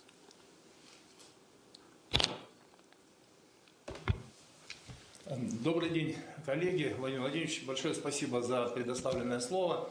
Мы сегодня, в принципе, уже, когда готовились к этому форуму, готовили вопросы, и сегодня уже два вопроса, которые мы готовили, прозвучали. Первое – это вопрос дать возможность нашим, в том числе виноградарям. Вы знаете, что город Севастополь, он город-герой, но он еще и город-курорт, и город, который занимается очень серьезно виноделием. В нашей Струаре, в нашем Севастопольском, находится порядка 43 предпринимателей, которые занимаются вопросами виноделия. И, не все, конечно же, но многие из них давно уже мечтают о том, чтобы создать определенные места, где могли бы встречать своих гостей, рассказывать о том, как они прошли путь от начала закладки винограда и до момента получения уже готового продукта, соответственно, дать возможность людям попробовать свой продукт и, скажем так, чтобы люди могли остаться, как коллега говорил, утром встретить зарю и насладиться утренним Крымом. Вот. Поэтому мы услышали ответ на этот вопрос. Большое спасибо и Деловой России, и правительству, и вам, Владимир Владимирович, то, что эти вопросы поднялись. Ну и то, что касается гостеприимства в городе Севастополь, тоже есть очень много памятников культурного наследия, которые хотелось бы, чтобы они имели привлекательный вид, и бизнесмены в городе хотели бы инвестировать в эти здания, сооружения. Соответственно, мы тоже ответ на этот вопрос уже услышали. Вот. Соответственно, еще раз говорю большое спасибо, что появилась такая возможность сказать о том, что эти вопросы касаются в том числе и нашего города-героя. Спасибо большое. И Донецк, пожалуйста. Добрый день, уважаемый Владимир Владимирович. Развитие Новороссии и повышение экономической связанности с другими регионами Российской Федерации невозможно без комплексного развития транспортно-логистической инфраструктуры.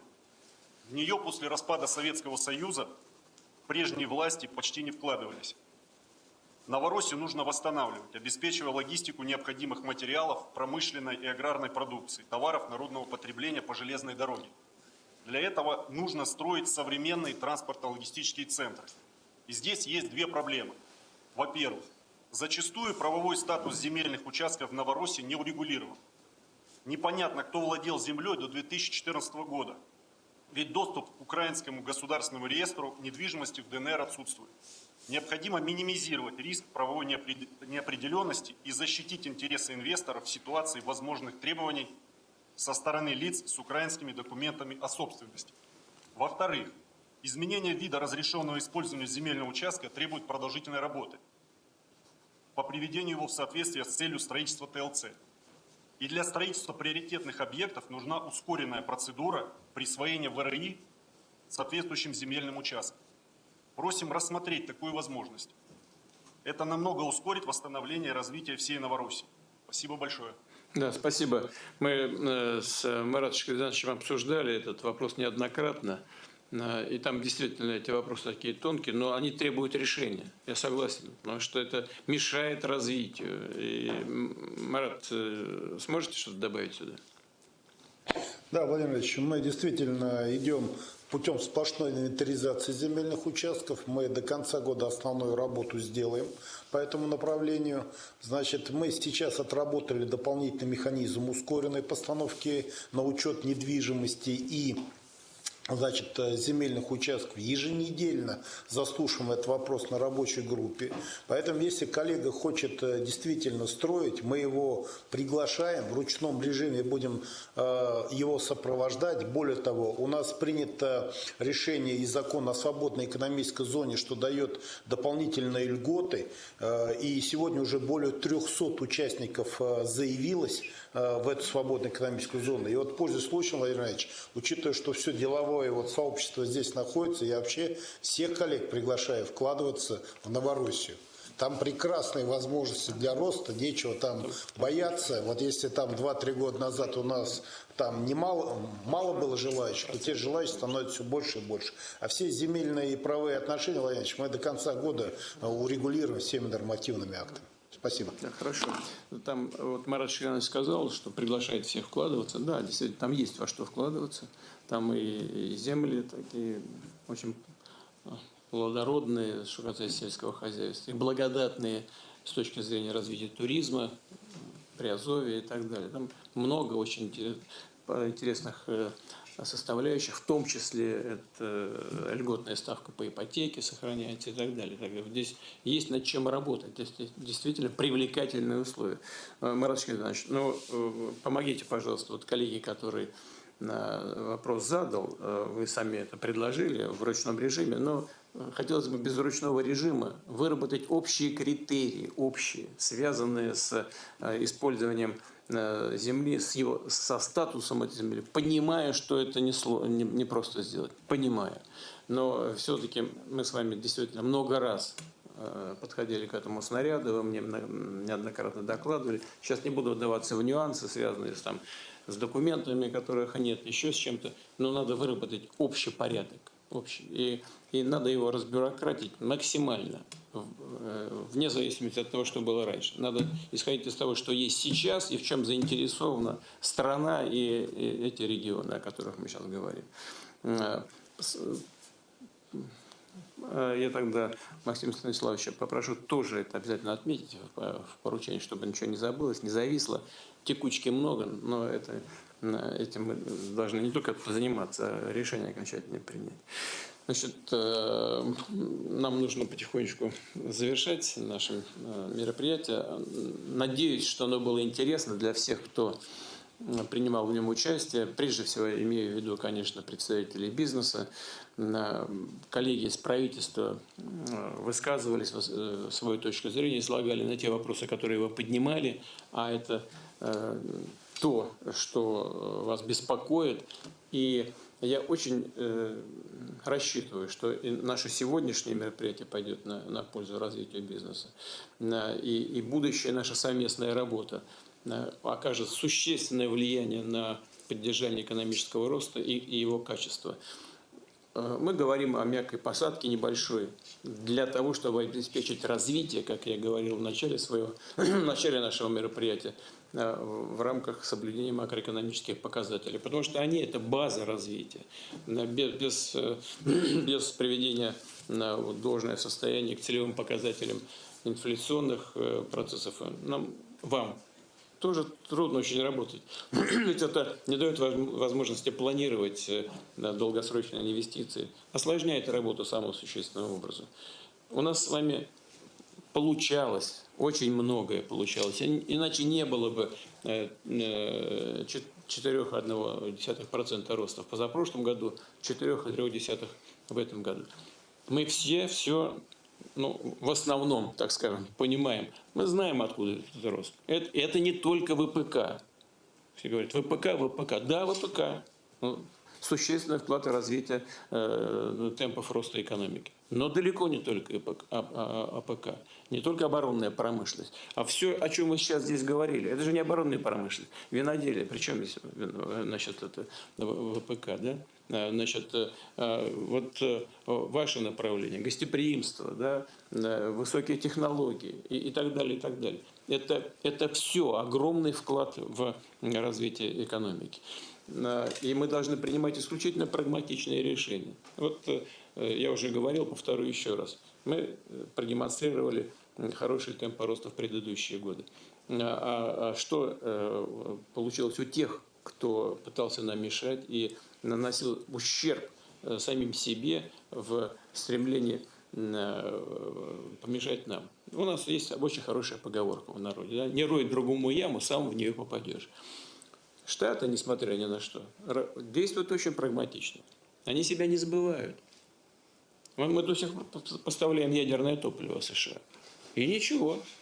С удовольствием. Да, вот вы смеетесь, да? Но это же так. Почему? А потому что выгодно. И правильно, и молодцы. И у них рост экономики такой значимый, достаточно приличный для них. Не 4,3, да, но все-таки очень прилично. А основные экономики Европы свалились в рецессию фактически. Вот и результат. И мы должны также действовать. Очень прагматично на каждом шаге. И вместе это нужно делать. Бизнес, администрация, трудовые коллективы, как я говорил.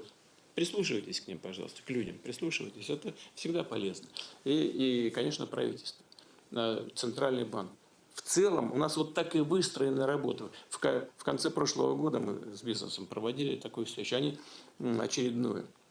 Прямо коллеги там говорили, на что просят обратить внимание. И правительство в целом идет вот по этому пути. Это нужна обратная связь. В данном случае сегодняшнее мероприятие, вот это и есть та обратная связь, которую мы пытаемся добиться. Для того, чтобы получили общий результат на благо России. Вам большое спасибо. Успехов. Спасибо большое. Всего хорошего.